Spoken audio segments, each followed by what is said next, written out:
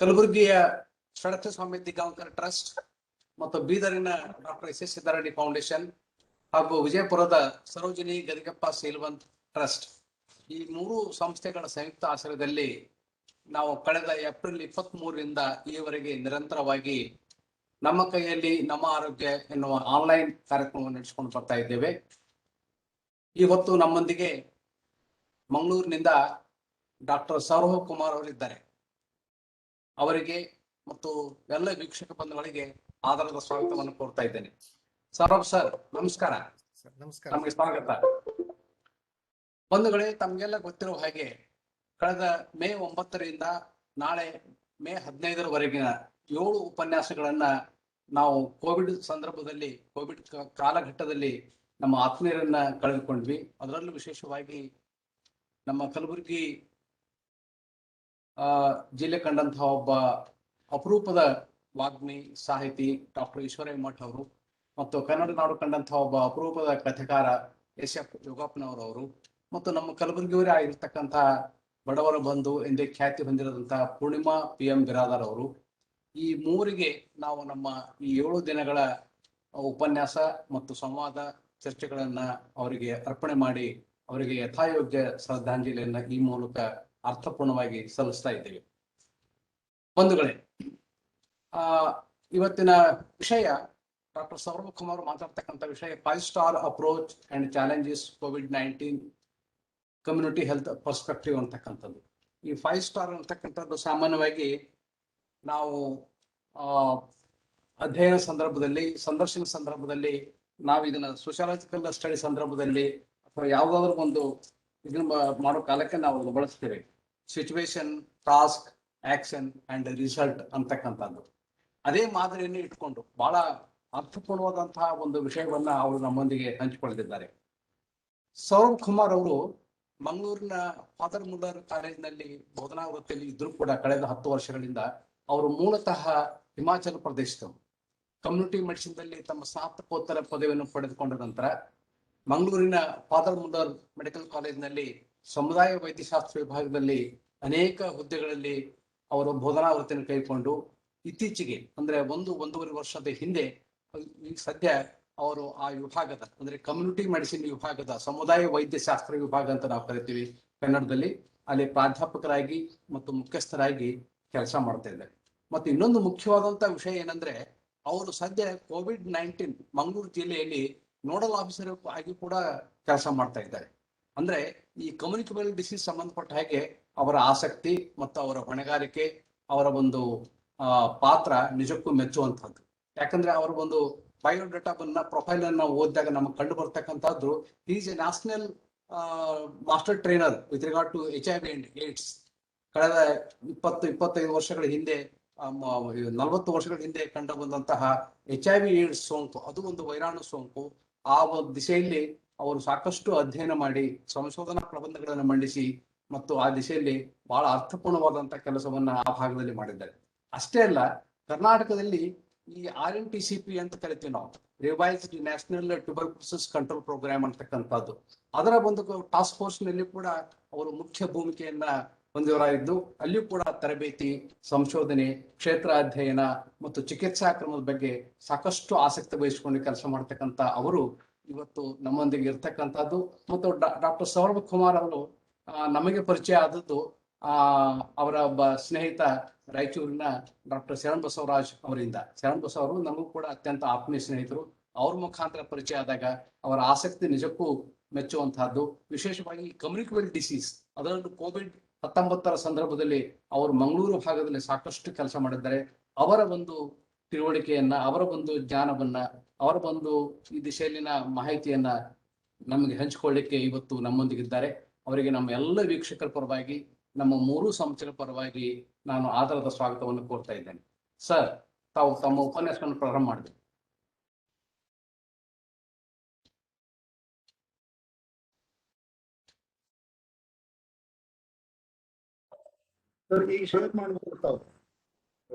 ಎಲ್ಲರಿಗೆ ನನ್ನ ನಮಸ್ಕಾರ.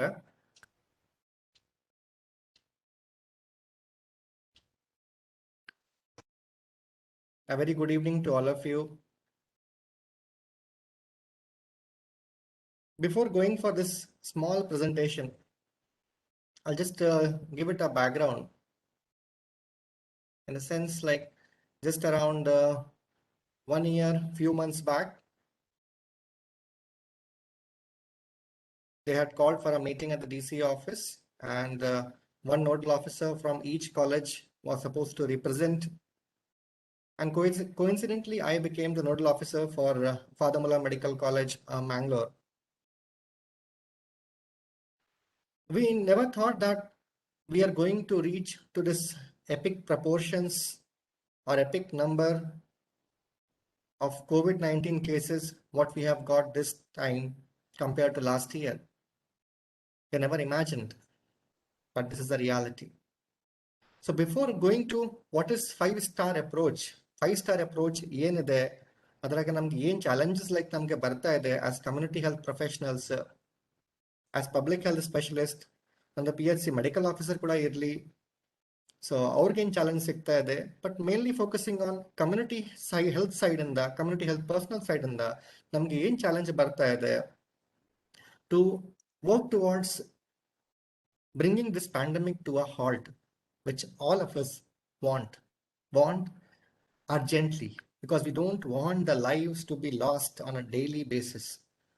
It's very, very painful to see the patients, sometimes 4 or 5, and dying and coming out of the intensive care units. And then like their relatives also cannot see the dead body, cannot go to the cremation areas. Only few people are allowed to accompany them. And we say like the person is known to be great by looking at the number of people who come for his funeral or for her funeral or cremation. But this COVID doesn't allow for that also. Just think about from a doctor's perspective, from a healthcare personal perspective. A call comes to you, call comes to me as nodal officer asking for the beds availability. And when we see throughout, in fact, Karnataka only, when I was seeing the dashboard, most of the places, the ventilators, the high flow oxygen beds, and the ICU beds are full. It's so difficult to tell them that we don't have beds available. Please go for some other hospital. And not just this, the delay in the accessing the healthcare services, the patients coming at the last moment, increases the problem or increases the agony of the healthcare workers too. Now, keeping this in the background, just we'll have a look how COVID-19 has changed, or you can say how COVID-19 has been visible to all of us globally, what changes have happened, how many new cases have been happening per day globally as well as at the national level. And then we'll have a brief look at where do we stand as far as Karnataka is concerned. By keeping that in mind, it will be very easy to look at how we are looking at as a five-star approach of a community health personnel or a community health doctor.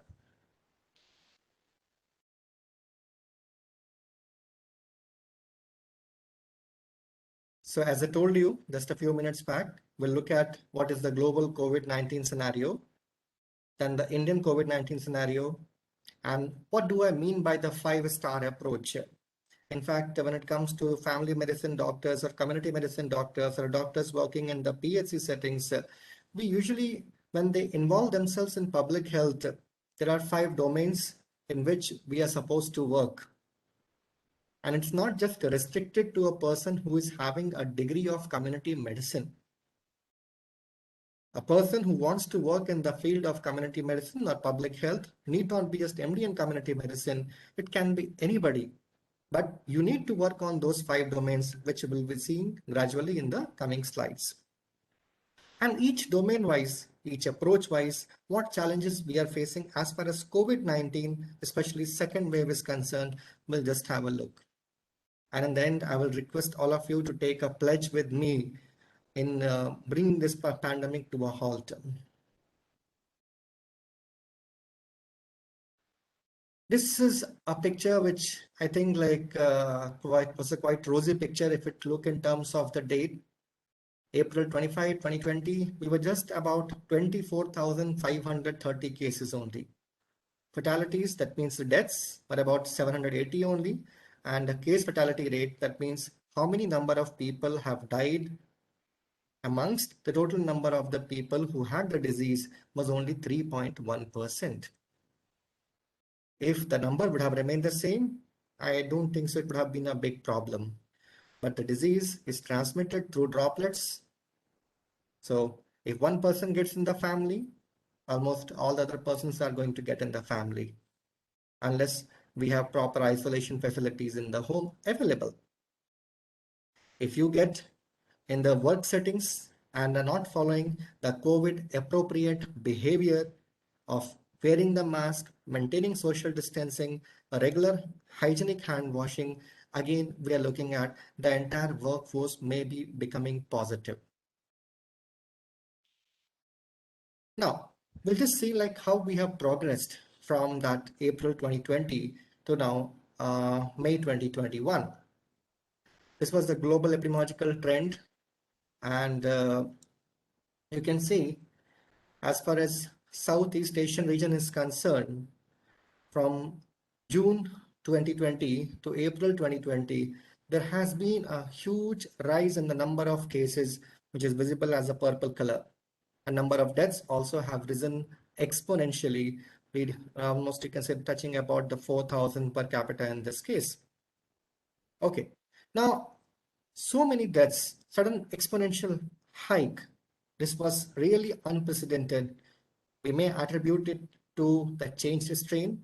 The research is still going on, whether it's because of the changed strain or not. But definitely, it's very, very devastating the way it has crumbled the entire health system, which we have been seeing throughout the country and in the other countries also.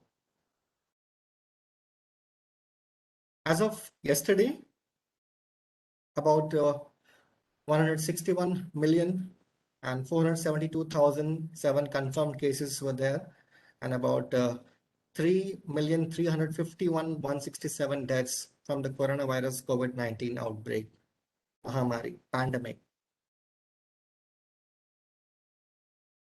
If you look in terms of cumulative cases also, from Jan 2020 to May 11, 2021, you can see there has been a huge rise in the number of the cases from roughly about July 11 to May 11, 2021. So in the beginning, it was less number of cases, and gradually, like as we saw, after suddenly like March, April, there has been a sudden spurt in the number of the cases. Same thing with active cases also. It is of global picture. So you saw like in some countries, maybe there was a peak around the month of December and Jan, to some extent on Feb. And then now coming towards India and Southeast Asian region, we're having a peak around the month of like April first week onwards. This is of the global distribution of cases, how it is, excluding China in this. And India is almost contributing about 14.84% of the cases, next only to United States of America. Serious and critical cases in absolute numbers have also been increasing. As we can see, there was an increase around January month, and again in the month of April, May, there has been an increase in total serious and critical cases. And that's where we have been struggling to provide the ICU care, though in spite of the fact that throughout the country, there has been a ramping up of the infrastructure for the second wave preparation, but still we are not able to match the unprecedented hike or rise in the number of cases. But the best part, I will say, the green line, what you are seeing on the top, the number of cases who are recovering is really good compared to the number of deaths what we are seeing over here. But if you transform this percentage of deaths into absolute numbers, then we are looking at a huge number of the deaths happening And you have heard, you have seen how difficult it has been in some parts where even the cremation grounds were not sufficient to perform the last rites of the COVID positive patients. Huge waiting queue. People had to burn the dead bodies. There was rumors, I'm not sure how true it is, but in the car parking areas also in some cities of the country. And the worst part, the holy Ganges, when we say, like you take a bath in that, a holy dip, your all the sins will be gone. In the holy Ganges also, the Ganga River, the COVID positive dead bodies were thrown away. It pains when we see like this happening, but that has been the way our entire system has been affected because of the COVID-19 second wave, especially. Coming to India's, again, there has been a rapid surge in the number of cases. What you can see from here, the April first week onwards, there has been a sudden spike in number of the cases. What we are looking at, and by May 10, like we are reaching, we are going towards now the peak now.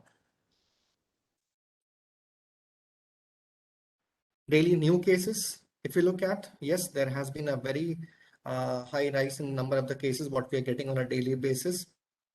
Every day adding to about like 3 to 4 lakh cases at the national level is not a small number. And active cases also who have not recovered from COVID are again almost about like more than 3 million cases, what we are looking at here. That's, yes, more than 200,000. And daily deaths also have risen.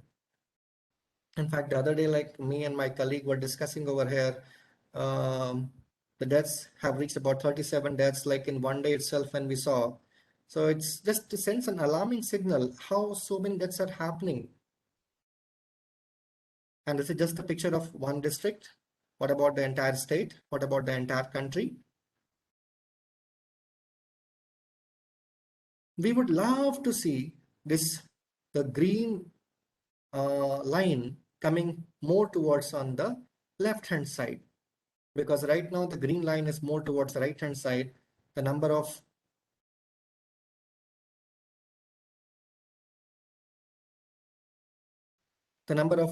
the cases which are there on the green side is referring the new recoveries, and the pink one, what you're looking at, the new cases. So we want this green to be coming more on the left-hand side to ensure that we have more recoveries happening, which may take some more time. But again, the good news, I will say, which I showed you in the global picture also, the number of deaths, what we're looking at is percentage wise is really, really very less. Almost looking at more than 95, 99% people are recovering over there. It's only about 1% of the deaths are happening. But as I said again, if you transform 1% into number of cases, that the number, absolute number becomes very, very huge. So this is what is visible on the website of Ministry of Health and Family Welfare of Government of India. So this is as of yesterday, as we see that about 3,710,525 active cases were there of COVID-19. This is a good number to say, like we have discharged so many people, okay, and 83.26% are discharged. 15.65% are still active cases, which may be transmitting the disease to others if they are not properly isolated. That I will come to see later on in the slides. What do you mean by proper isolation, and like how we are going about the various isolation methodologies in the community level or at the level of the COVID care centers, or at the level of, you can say, triaging, which is happening at in the medical college hospitals or in the hospitals. Deaths, yes, it's about 1.09%. Overall, about 2,58,317 deaths. But there is always a hope. We're looking at the vaccination, which has been found to, it has been seen that in the clinical trials, if the people are vaccinated, the chances of contracting severe COVID are very, very less. And that's the reason the focus is of the government is also that to vaccinate as much number of people as possible. And we have been doing a wonderful job as far as vaccination is concerned throughout the country, though there have been some hiccups. There is some shortage of vaccine, but I think probably in the coming month or so, everything should be streamlined. When it comes to Karnataka, now this we're looking at the number of the active cases over here, the 5,92,202. And this is the number of cases discharged cumulatively. Yes. Then there's a number of deaths. A number of deaths, what happened the previous day, about 516. Now, what is so much different? I think when sir asked me like to specifically focus on second wave, I thought it's better first I gave that insight, like how we have progressed from first wave to second wave. I just got hold of this article and I was really shocked to see like what we are seeing, the more number of deaths happening, it's really matching throughout all the continents. If you look in Europe and North America, the first wave per capita means like we're looking at per million population, how many deaths were happening. So in Europe and North American region, if you see the Belgium, Italy, United Kingdom, it was 887 per million and cases were about 5,591. But just see about the second wave now. The cases almost have, deaths almost have doubled and the cases have gone almost, you can say, 10 times the what cases were there in the first wave. And we don't know how the third wave is going to be. In fact, when it comes to any of the diseases like these new diseases, we'll continue to have on this new waves till the disease from pandemic becomes an endemic disease, which will be endemic means the disease is not imported from outside. It will be existing within our environment, within our communities. So that's the point that the government is trying to tell time and again. We need to learn to live with COVID-19. We need to learn to live with the COVID appropriate behavior because that is not just going to reduce only COVID-19. TB or tuberculosis is very close to me. Like I've been working in the field of tuberculosis since quite many years over here as of now. And I always see like if we have the COVID appropriate behavior, it is going to help us to reduce the diseases which are transmitted through respiratory droplets or droplet nuclei to a large extent, because we expect everybody to wear the masks. We expect the people to go for regular hand washing and to ensure that at least social distancing is observed, which is I think it will take some time to happen because behavior change doesn't happen in a matter of day or two or 1 year or so. It takes time. Sorry, just 1 minute.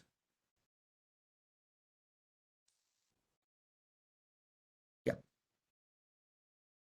Now coming to Indian scenario or Southeast Asian region, again here also we can see the first wave, which we have at 2nd July 2020 onwards, when we are saying the cases per capita were about 443. And now we're looking at the number of deaths, how it is increasing, the cases per capita, how it has increased over there further. So compared to the previous times, yes, we have almost got 200 times more number of the cases as per this research article. Now, how, as community health professionals or workers, we are working towards as a team, not just because one thing you will have to always understand when it comes to pandemic, it's considered as the only and only emergency what we have in public health or community medicine. And we don't tackle the pandemics or epidemics per se alone. It's always a teamwork and ensuring that the team dynamics goes on well. That's a very important job of a community health personnel or the public health personnel in this case. Now, from care provider to being a good communicator, should be able to make decisions depending upon the epidemiology or the distribution of the disease and its determinants, to be involved in the community leadership activities, in the various advocacy forums, where it can be taken for the policy framework. And then finally, a manager, not just at the level of, you can say at the home, I'm looking at the level of the institution in which we are working, number one. Number two, in the district in which we are working, in the state, and then finally looking at the national level. But I'll just focus on what we have been doing at the district level, and to some extent focusing with talking about the experiences which we had and which my other colleagues working in the various other medical colleges of Dakshin Kannada and Karnataka had. So we'll try to like bring all those experiences what we have under these 5 domains or 5-star approach of community health personals. Now, care provider. As I said earlier, even a primary health center medical officer is a community health personnel when it goes into all the 5 domains. So if you're working effectively in all the 5 domains, you are contributing for the community health. At a primary health center or a community health center or taluk hospital, district hospital or medical college, we all are working towards both physical as well as the mental health of the patient. But depending upon the patient time constraints, sometimes we just may be focusing on the physical health of the person, and mental health may not be taken into consideration, or maybe taken into partially into consideration, but the Department of Psychiatry or Psychology will be coming very, very handy. Ensuring that full range of treatment, because we just cannot look at curative. COVID-19, all of you are knowing that there is no cure available. It's only treatment we are giving, whether it is in terms of some drugs or in terms of some injections, or we are giving like some supportive treatment like oxygen therapy for the patients. Okay. So it's not just only the curative part, sorry, which is not there in COVID. We have to look at the preventive, and after the treatment is over, how to rehabilitate the person in his own working environment. So when we have this all range of treatment, curative, preventive, and rehabilitative, then basically we are actually a full term, you can say a full term or full-time care provider. And ensuring that the treatment is of highest quality, that's, believe me, that's the motto, or you can say the oath we take as like the healthcare workers, to provide the best quality to every individual who is coming to our setup. Okay. And for this, whether it's the state government or the central government, there are expert bodies which have made the standard operating procedures. There have been trainings and retrainings either on the online platforms, because of the social distancing is difficult to maintain on the like small training halls. It has been mainly the online trainings only over there, and regular online meetings, where we try to ensure that like these standard operating procedures are implemented extensively throughout all the healthcare settings. So even a PHC level, like a medical officer, he is working for triaging of the patients. He's sending the patients for home isolation. He's sending the patients to a taluk hospital or a district hospital where he feels that the patient requires further management. And same thing we as community health professionals do when we're working in the respective health centers which are attached to our medical college.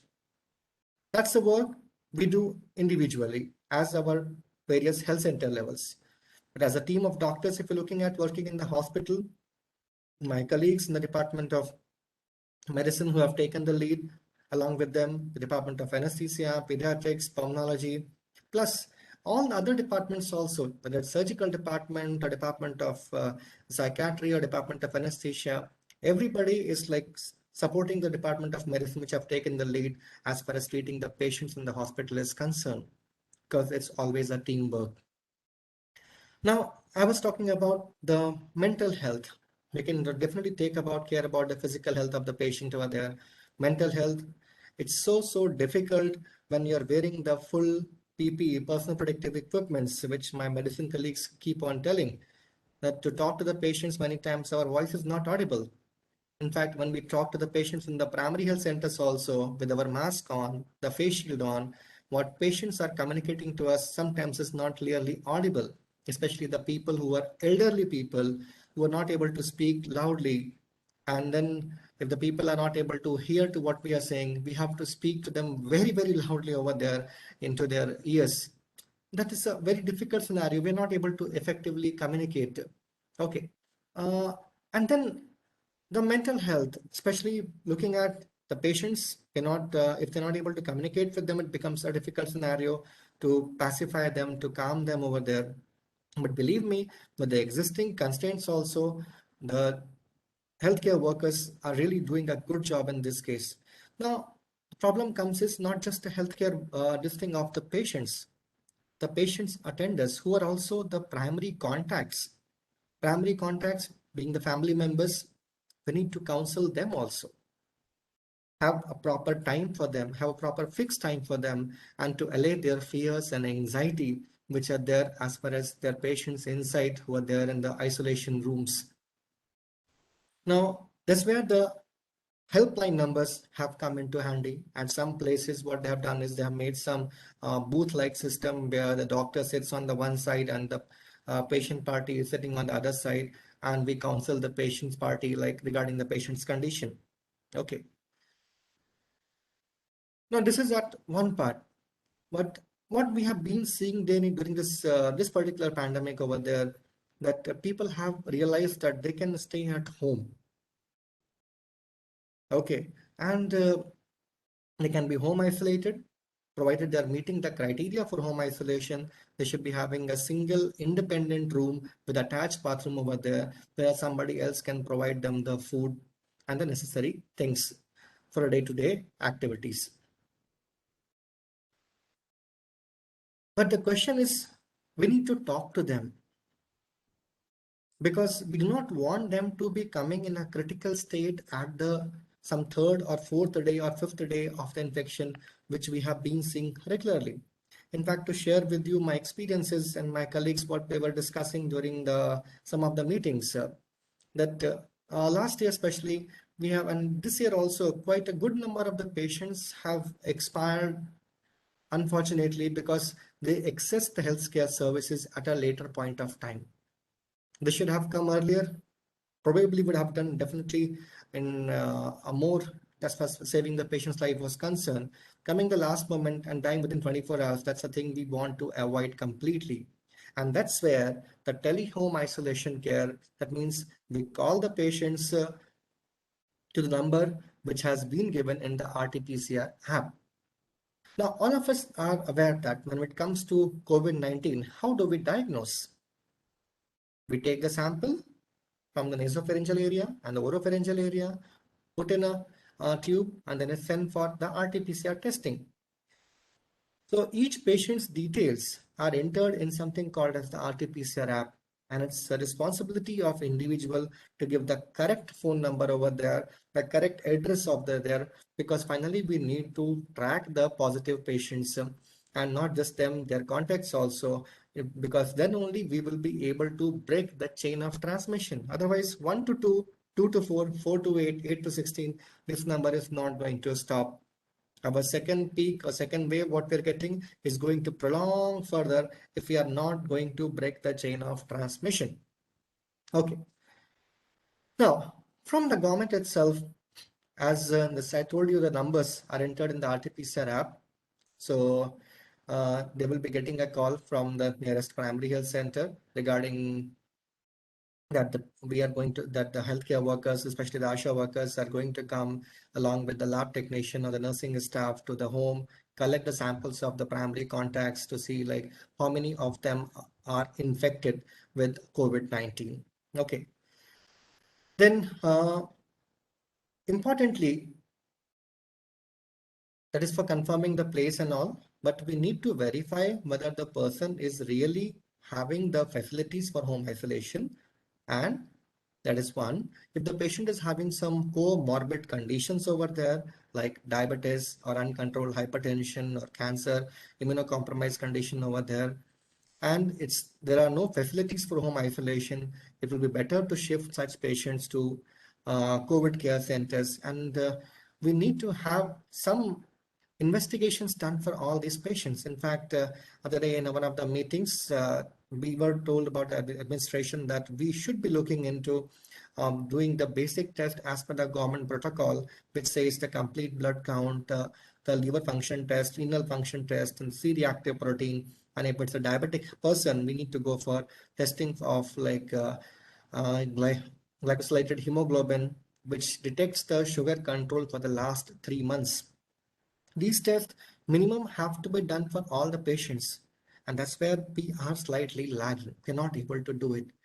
Where the reason why we're not able to do it, because patients are not coming forward for it.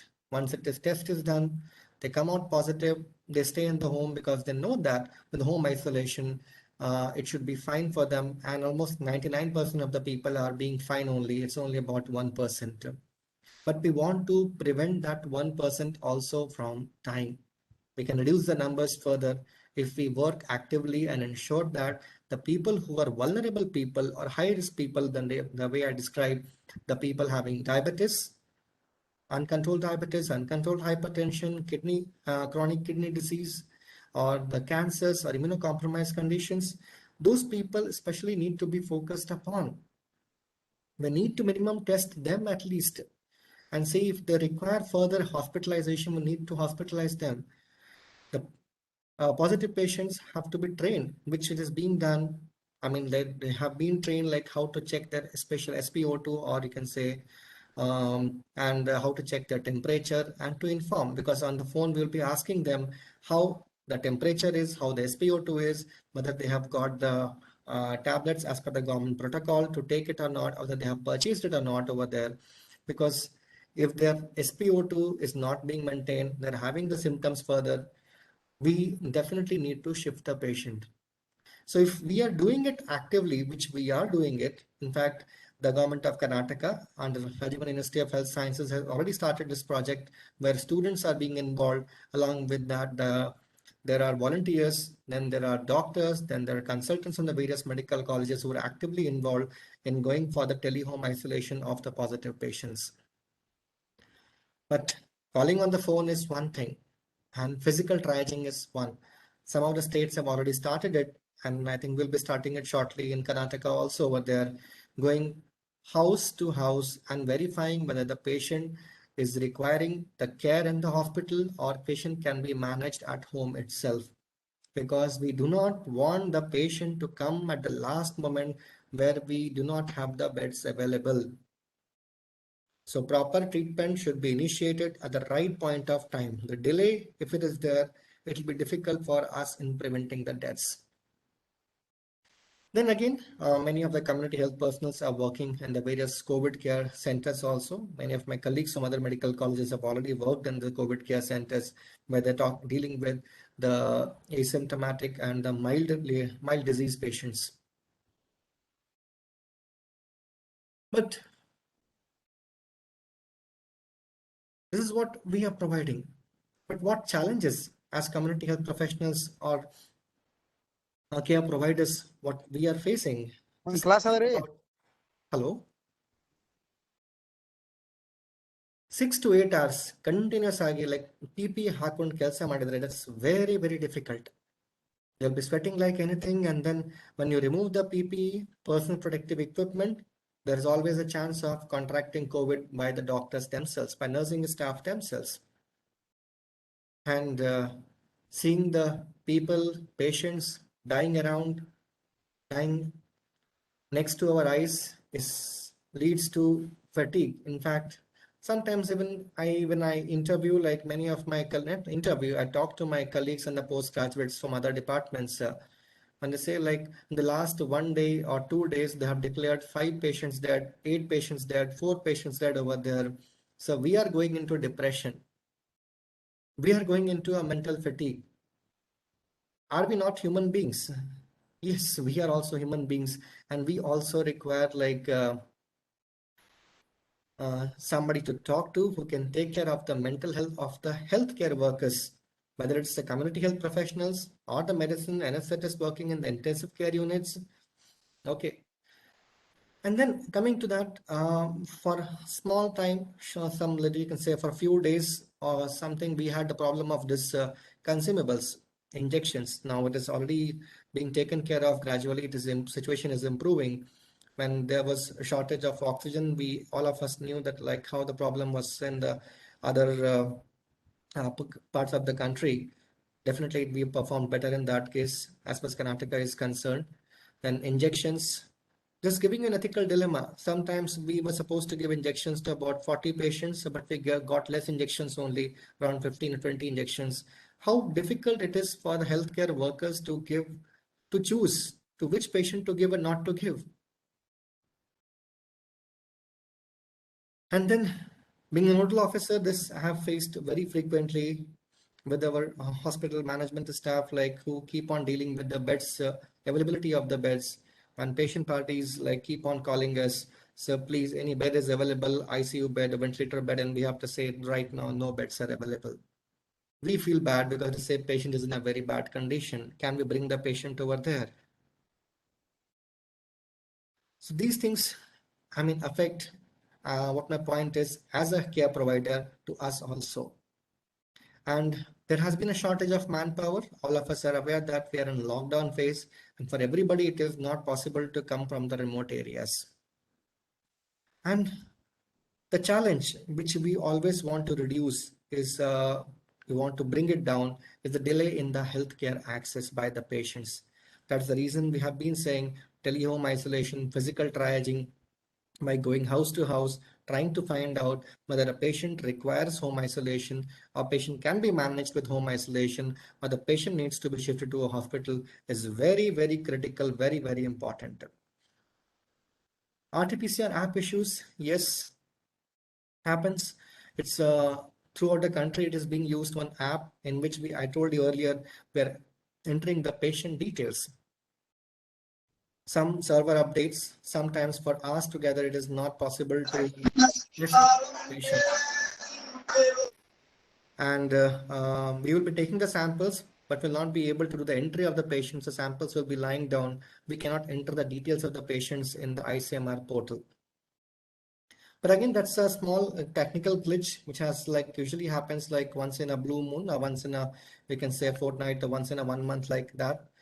But these are challenges what we face, and because of which finally like the patients whom we are providing the services uh, are like at loss or feel the pain of it.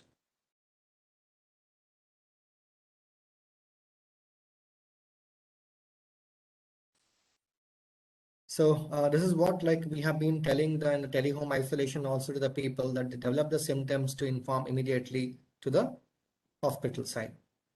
Now coming to the field settings, there are a lot of limitations. Though we say like we can go house to house, but again, manpower because of lockdown shortage or because of lockdown issue, there is a shortage in that case.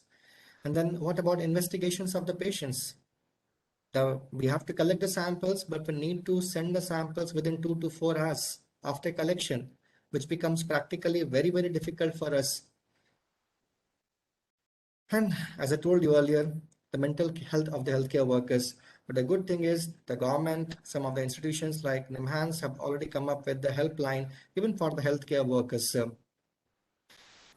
But always better to have like one in our own hospital to whom we can talk to. But so like at least something is better than nothing over there. Even we have got some source where we can at least the healthcare workers, whether it's doctors or nursing staff or technicians, can call up and discuss about their mental health too, because we are also human beings.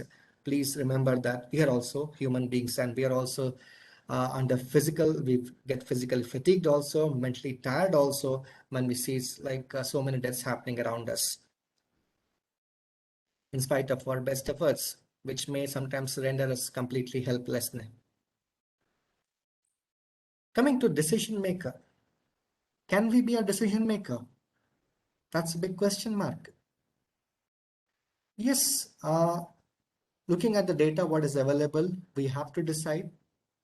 Okay, and it's goes more in terms of the higher level of administration, the management, the capping of the cost and display of the beds, That's like thing which we have seen happening in Dakshin Canada, like so not just Dakshin Canada, but entire state and the entire country, where the government said, fine, the RT-PCR testing, which was coming about 2.5 thousand rupees, now it's just 800 rupees for each patient. There has been increase in the production of the kits throughout the country, and automatically the cost has come down. To have transparency in the beds availability, again, there has been a strict order from the government over there to ensure that like we need to have the display of the beds in front so that patients are not troubled in going from hospital to hospital. The objective as a decision maker always here is that we want to share the benefits or share you can say provide the every possible health services to every individual in the community in an equitable way. So we realized this from the first wave. In the beginning, almost everybody was hospitalized, and then we realized that it's difficult to manage. So then the home isolation came into picture. The people who are having individual rooms, as I said earlier, with attached toilets or bathrooms can be sent for home isolation. And this time it has been taken at a war footing when we're looking at going for tele-home isolation or the physical triaging of the people for in the homes to verify whether they require home or the hospital care. So lessons to learn from the first wave. That's what gives us the information how we are going to handle it. Now, luckily, because we are going for home isolation and we are able to manage the patients over there, just need to work on a further aspect to prevent the deaths, to start the, or you can say to initiate the early transfer of the patients from the home isolation to the hospital, where their home isolation, tele-home isolation is playing an important role. Now, what as an epidemiologist or public health personnel, community health personnel, as a decision maker, we find the challenges.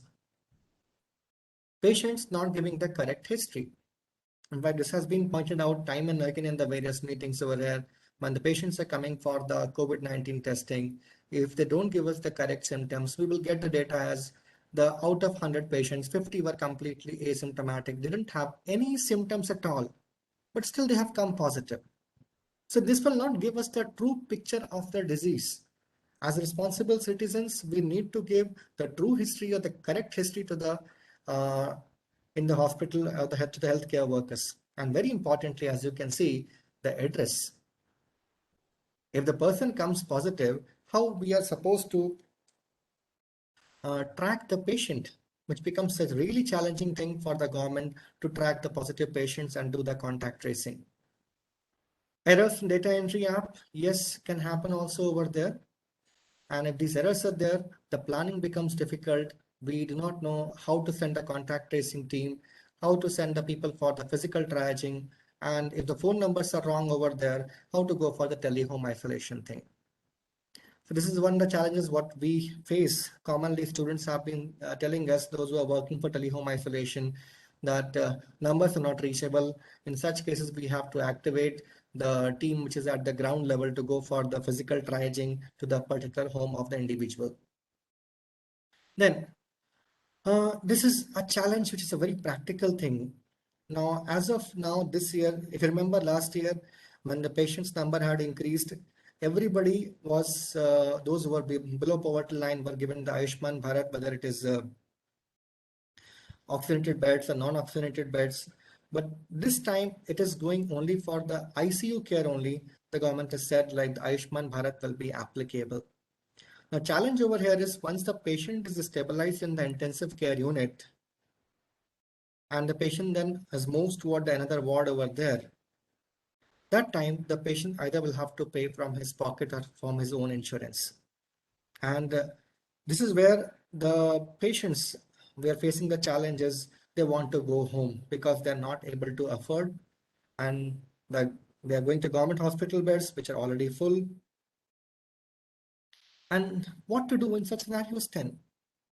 So it's a challenge for an epidemiologist or community health personnel or a doctor over there when patients, because of the financial constraints, are not able to remain in the hospital. And then again, the issue comes is they go for home and then again come back when the patient's condition becomes critical. Probably we could have saved the life if that Ayushman Bharat coverage is continued for the patient beyond that ICU care into the ward also.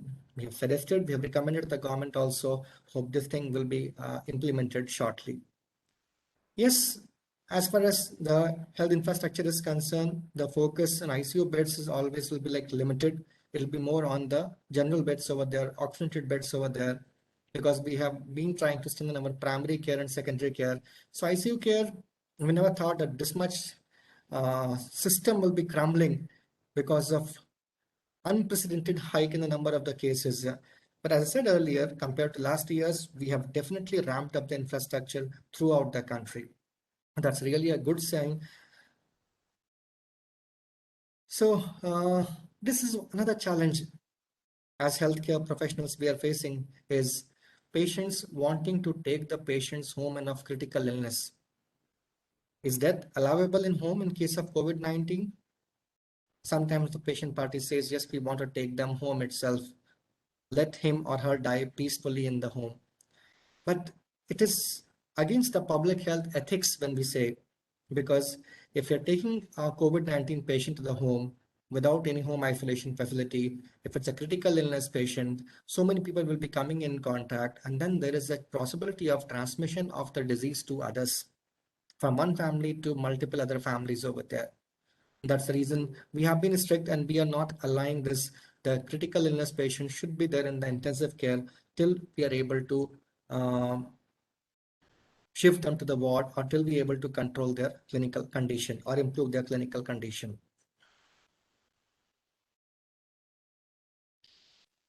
Now, as a communicator, what do we expect from a healthcare worker, a community health personnel? We should be able to persuade the individuals and families to adopt the COVID appropriate behavior. Mask correct ಆಗಿ ಹಾಕೊಂಡು ನಾವು ಅಡ್ಡಾಡಬೇಕು. Social distancing, at least mask ಹಾಕೊಂಡು like at least 1 meter distance ಇರಬೇಕು minimum ಆಗಿ. Okay. But the question is, are we really doing it? Are we really wearing the mask? Are we really maintaining the social distancing? We are supposed to do it. Is this second wave really teaching us something? Sometimes I feel, no, we are not learning from our mistakes. It's just a fraction of the population learning from the mistakes, not the entire population. And that's the reason we have got such a bad lesson this time. The number of deaths are happening quite in a huge numbers. I'll just show you one image. Let's see how the people are wearing the mask. These photos have been taken from the Indian Express in Times of India and livemin.com. And you can see like how the social distancing is being maintained, how the masks are like lying below the chin, or like the nose is not covered, or it is below the neck level over there. And there is no social distancing at all.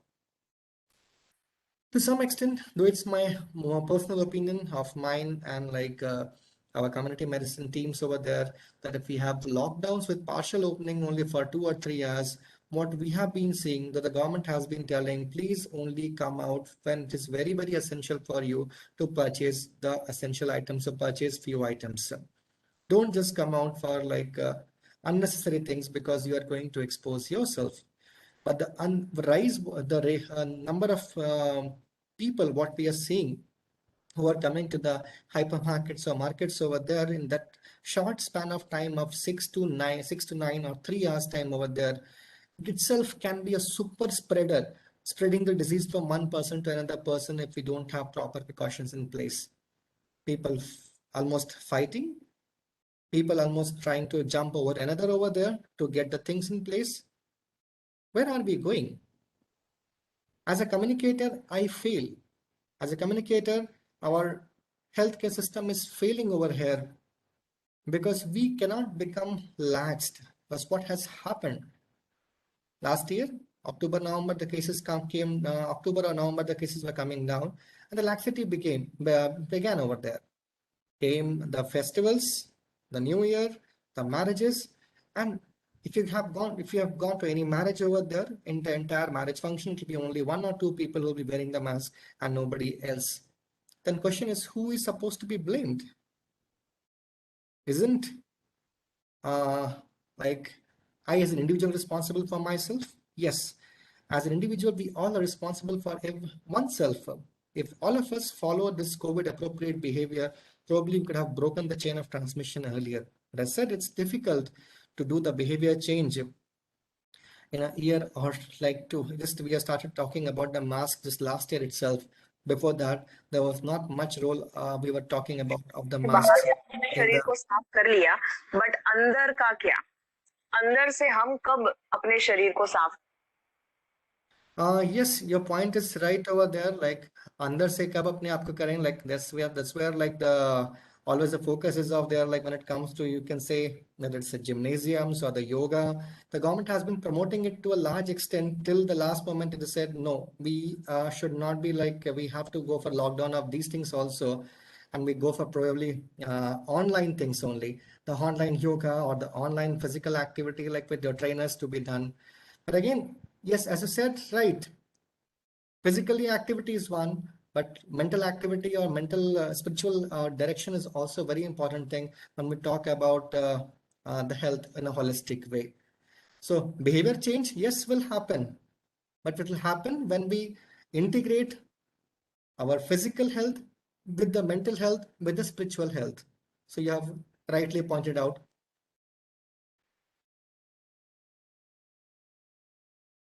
So we just thought of one message over here, like what we can tell to the people that pehle mask, fir ask. Madlo mask, matte ask. So before, like wherever we meet over there, it's our individual responsibility to ensure that everybody is wearing the mask.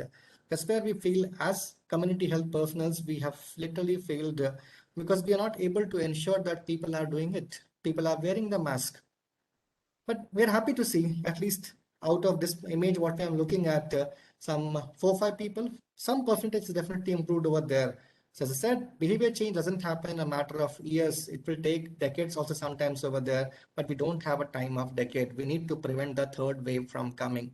We need to ensure it strictly. That's where I will probably like, that's what in the previous slide also I mentioned, instead of having a partial opening, it's better to have the opening for morning till evening, but strict implementation of the COVID appropriate behavior, which is very, very vital to break the chain of transmission. This is a dream, what we all of us are hoping for. We should not be simply just going about washing the hands like this, following the hygienic hand washing 6 steps over there where you involve. And this is what being communicated from like the healthcare workers, from the government, from the multiple sources, like this in message has been going to the people. Now coming to leadership, yes, they have a role and the people are doing their roles as far as the health advocacy is concerned. Though at a district level, state level, national forums, it may be at the varying capacity, but it is happening. As I said earlier, maybe it's institution task force, the district task force, the state task force, national organizations, whether it's Indian Council of Medical Research, or National Institute of Epidemiology, or public health institutes, all are contributing in one or the other way and giving the expert guidance or expert coming as an expert team over there to come up with the policy statements or the standard operating procedures. And all are working with the same goal to bring the pandemic in association with the district health and state health authorities. But we have challenges because role in the advisory bodies and surveillance activities of community health professionals as of now is a limited one. And we need to increase. That's where even our community health bodies like IAPSM and Indian Public Health Association are trying for the same in terms of community leadership. Now, talking about being a manager, I'm not looking at as a bank manager over here, but like when it comes to community health personals or professionals, or like you can say, as I said earlier, also even a PHC medical officer is also like a community health professional if he is working in all these 5 domains. So we will be coordinating with the various departments under the umbrella of the management and advisory committee of the institution, data management, how the data is handled of the COVID patients, Because finally, if the correct data is there, which we are getting from all the medical colleges, all the hospitals correctly, it will help us preparing for planning for the next wave.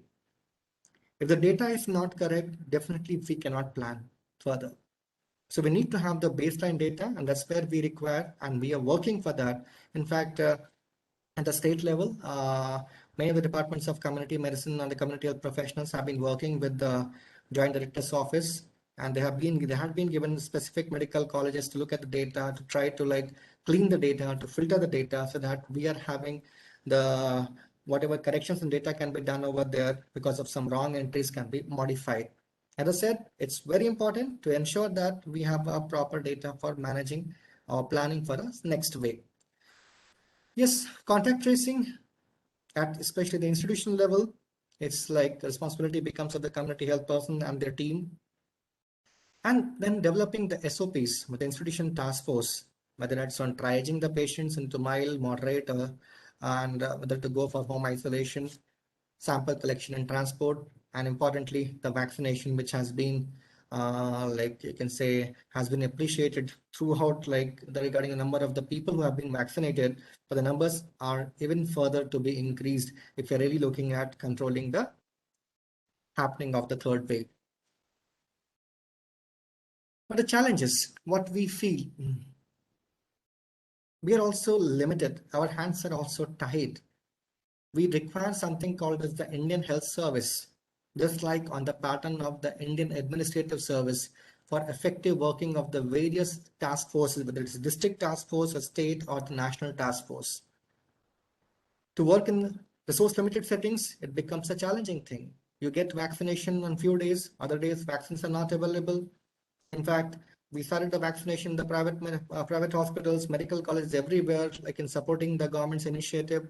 But because of, again, shortage of vaccines, you say, or to avoid the discrepancies which were happening in the work, as far as told by the government officials. Now, they're focusing in the government setup so that there is no mistake at all as far as the immunization is concerned. But again, the vaccines have to be available on a daily basis to avoid, you can say, avoid the crowding of the people during the vaccination sites. And we don't want the people to contract COVID when they actually come for the vaccinations. In fact, this was the point which was raised. As a manager, it was a bigger challenge for us as a healthcare manager, as a program manager, we are looking at reducing the number of infections or reducing the number of severity of the infections, but trying to ensure that the people are vaccinated, but we don't want the people to contract COVID. In fact, some of the people were suggesting that as soon as the number of cases of vaccination were increasing, at the same point of time, we had the increase in number of COVID cases also happening. Maybe because the social distancing was not being maintained at the places where the vaccination was being done. Maybe the mask hygiene was not being maintained, whether the appropriate COVID behavior was not being maintained. Many things can be there. But this is just, you can say, two things we're looking at. Increase in vaccination, and then it's increasing the number of cases because crowding of the people at the centers of the vaccinations. And uncertainty, that's where we also feel helpless because, it's an evolving disease. Guidelines are evolving. So even what guidelines were there yesterday cannot be there tomorrow also, can be changing again after tomorrow also. The new guidelines are coming up. So as a manager, as a public health manager, as a program manager, it becomes very much essential for us to have the capacity building of all the people who are under us, who are working along with us, to ensure them, to keep them up to date with the changing guidelines. So now at the just end, I'll just request all of you to speak after me. I solemnly pledge that I will observe the COVID appropriate behavior, that I will observe COVID appropriate behavior, mask, hand hygiene, hand hygiene, and social distancing social distancing at all times at all times, the government initiatives and will support government Support initiative and will support the government initiatives to bring down the pandemic to a halt. to to bring bring down down the pandemic To a halt. to a halt. Jai Karnataka, Jai Bharat. Jai Karnataka. Jai Karnataka, Jai Bharat. So Dayvittu this is just what like are my experiences on my experiences of my colleagues working as a community healthcare professionals, public health professionals, as far as this COVID-19 pandemic wave has been concerned. Now, if any queries are there, if any observations are there, at most welcome. Thank you sir thank you so much. ನಮ್ಮ ಎಲ್ಲ ವೀಕ್ಷಕ ಬಂಧುಗಳ ಪರವಾಗಿ ತಮಗೆ ಹೃತ್ಪೂರ್ವಕ ವಂದನೆಗಳನ್ನ ಮತ್ತು ಶುಭಾಶಯಗಳನ್ನು ಹೇಳ್ತೇನೆ.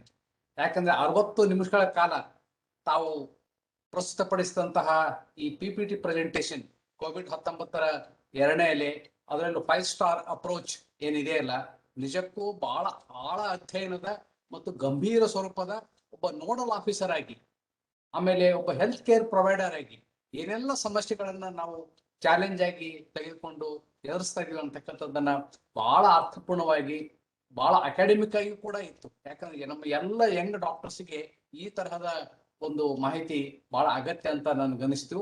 ಮತ್ತು ತಾವು ಒಂದು ಟೇಕ್ ಹೋಮ್ ಮೆಸೇಜ್ ಹೇಳಿದ್ರಿ, ನಾವೆಲ್ಲ ಇವತ್ತು ಕೋವಿಡ್ ನೊಂದಿಗೆ ಬದುಕಬೇಕಾಗಿದೆ. ಕೋವಿಡ್ ಇವತ್ತು ನಾಳೆ ಅದು ಮುಗಿಯೋ ಕತೆ ಅಲ್ಲ, ಇದು ಇದು ನಿರಂತರವಾಗಿರೋದೆ ನಮ್ಮ ಬಿಹೇವಿಯರ್, ಕೋವಿಡ್ ಅಪ್ರಾಪ್ರಿಯೇಟ್ ಬಿಹೇವಿಯರ್ ಅನ್ನ ನಾವು ಮಾಡ್ಕೊಂಡಾಗ ಮಾತ್ರ. ಯಾಕಂದ್ರೆ ಕೊನೆಗೆ ಬಂದು ಹೇಳಿದಂತ ಮಾತು ನಿಜಕ್ಕೂ ಅರ್ಥಪೂರ್ಣವಾದಂತದ್ದು.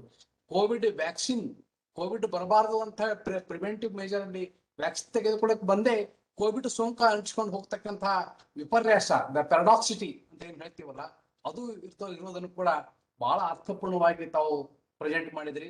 ನಮ್ಮ ಎಲ್ಲ ವೀಕ್ಷಕ ಬಂಧುಗಳ ಪರವಾಗಿ, ನಮ್ಮ 3 ಸಂಸ್ಥೆಗಳ ಪರವಾಗಿ ತಮಗೆ ಅನಂತ ಧನ್ಯವಾದಗಳನ್ನ ಶುಭಾಶಯ ಹೇಳ್ತೇನೆ.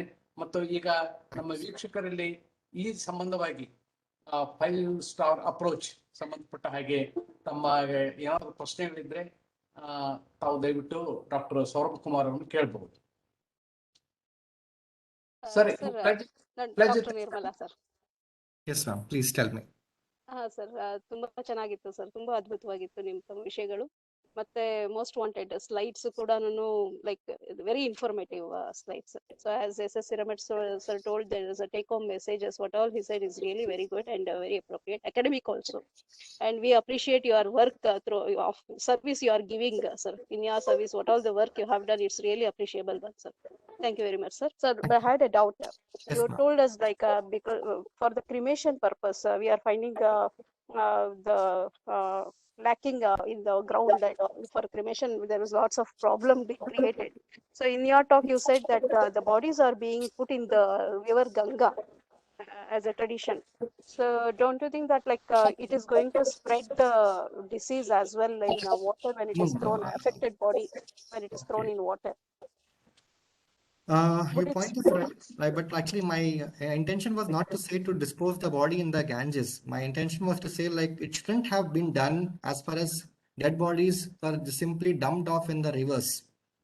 That should be avoided at this point of time. We all know that we have to go for the dead bodies in the cremation areas or going for the dead burial, deep burials only over here.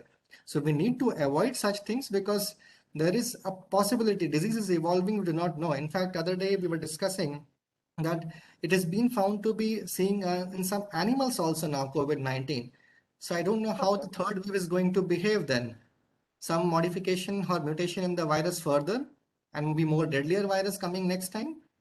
So keeping these things in mind, so my point was like not to throw the bodies in the water. So I just gave the example over there, like people are doing it, but should have been avoided. They have gone to that extent that because they're not finding the cremation grounds, so they have disposed of the bodies in the water, which shouldn't have been done. Fine, sir. But the question is like earlier also we have come across many infectious conditions, and the death of the person may be because of any infection. And earlier also it was thrown in the rivers. So this has been a practice. But as far as the Ganges is concerned, we have seen that in a study that Ganges contain phosphorus. So that it can purify the water as well as it can purify the infections. That is what we have come across. because my husband has studied on the faucets only, so he's working on the faucet therapy. Okay. So anything like that, even if you dispose the affected bodies, infected bodies within the water, can the faucets act over there and it will not cause the infection spread? So that might be, we can go through these studies, or can we highlight, put some highlights on this? Ma'am, actually, I don't have the sufficient data on this aspect as far as the COVID-19 is concerned, like for how many days it's going to be alive in the dead bodies over there till the time the body fluids. I mean, it's there in the body fluids. It's always the possibility of transmission of the infection is there. So that's where challenging thing is there. Like, but only thing is like we don't have sufficient data as of now to comment on this. How can it be transmitted? But I agree with your point. There was, I mean, there is a trend that like earlier the tradition of, especially like especially sadhus and saints and all, we used to like go for uh, putting the body for in this thing, the waters. We call it as uh, jal samadhi like that. Okay, and then the bacteria in the water itself are basically going to decay the body over there.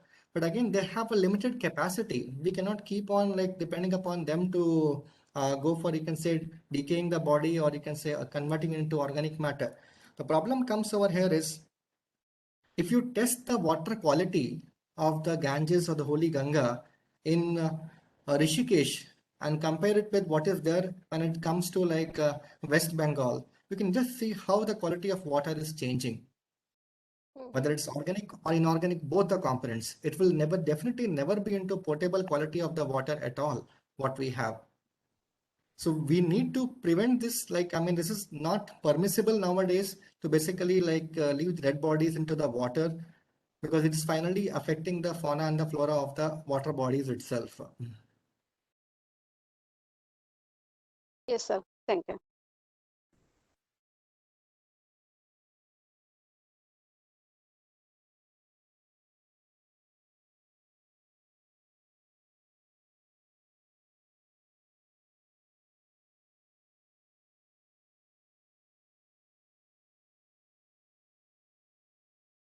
Sir, have you got data on black fungus right now, what we are facing?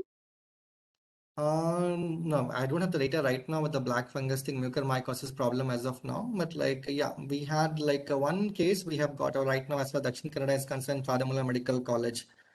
But probably I can share with you the data like once I go through that once.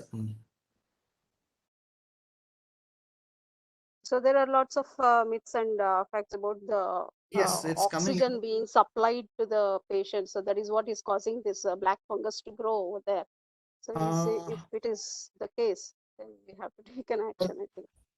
If I look in terms of like, I mean, cause and effect relationships, I will say like it's more because of the use of steroids. What we are giving in the COVID-19 patients, it has been found to be a game changer also as far as the treatment of COVID-19 patient is concerned, where we are giving the anticoagulants and the steroids. Steroids may be playing a major factor in the mucormycosis problem.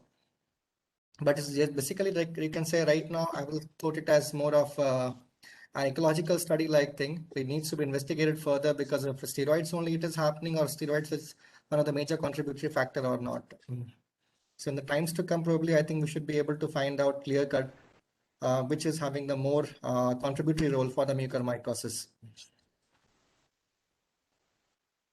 Sir ನಂದೊಂದು ಪ್ರಶ್ನೆ. ಹಾ sir. ತಾವು ಪ್ರಾರಂಭದಲ್ಲಿ global scenario ಬಗ್ಗೆ ಹೇಳ್ತಾ ಇದ್ರಿ. ಹಾ sir. COVID-19 ಮೊದಲನೇ ಅಲೆ ಮತ್ತು ಕೋವಿಡ್-19 ಎರಡನೇ ಅಲೆ, ಆಕ್ಟಿವ್ ಕೇಸಸ್ ಮತ್ತು ಫ್ಯಾಟಾಲಿಟಿ ರೇಟು ಅದೆಲ್ಲ ಹೇಳ್ತಾ ಇದ್ರಿ. ನನಗೆ ಕುತೂಹಲ ಅಷ್ಟೇ, ಯಾಕಂದ್ರೆ ನಮ್ಮ ಏಷ್ಯನ್ ಕಾಂಟಿನೆಂಟ್ ಸಂಬಂಧಪಟ್ಟ ಹಾಗೆ ನಮ್ಮ ನೆರೆಹೊರೆಯ ರಾಷ್ಟ್ರಗಳು, ಅದು ಪಾಕಿಸ್ತಾನ ಇರ್ಬೋದು, ಬಾಂಗ್ಲಾದೇಶ ಇರ್ಬೋದು, ಶ್ರೀಲಂಕಾ ಇರ್ಬೋದು, ಅಥವಾ ಈ ಕಡೆ ಮೈನ್ಮಾರ್ ಇರ್ಬೋದು, ಇಲ್ಲಿ ವಾಸ್ತವಿಕ ಸ್ಥಿತಿ ಹೇಗಿದೆ? ನೇಪಾಳ ಇರ್ಬೋದು. Sir, Southeast Asian region, yes, like right now we are going for the peak, sir. That's what I can comment right now. The European countries had just had a peak like few months back. So it's now another one or 2 months is going to be a difficult time for us as far as this COVID-19 peak is concerned. ಆಮೇಲೆ ಇವತ್ತಿನ ಒಂದು latest news ಏನಂದ್ರೆ ಈಗ ರಷ್ಯಾದಿಂದ ಬಂದಂತ Sputnik 5 ಹಾ sir. Vaccination ಸುಮಾರು 900 ರೂಪಾಯಿಯಿಂದ 1200 ರೂಪಾಯಿ ತನಕ ಅದನ್ನು ಓಪನ್ ಮಾರ್ಕೆಟ್ ನಲ್ಲಿ ಬಿಡ್ತಾ ಇದ್ದಾರೆ, ಮಾರ್ಕೆಟಿಂಗ್ ಮಾಡ್ತಾ ಇದ್ದಾರೆ.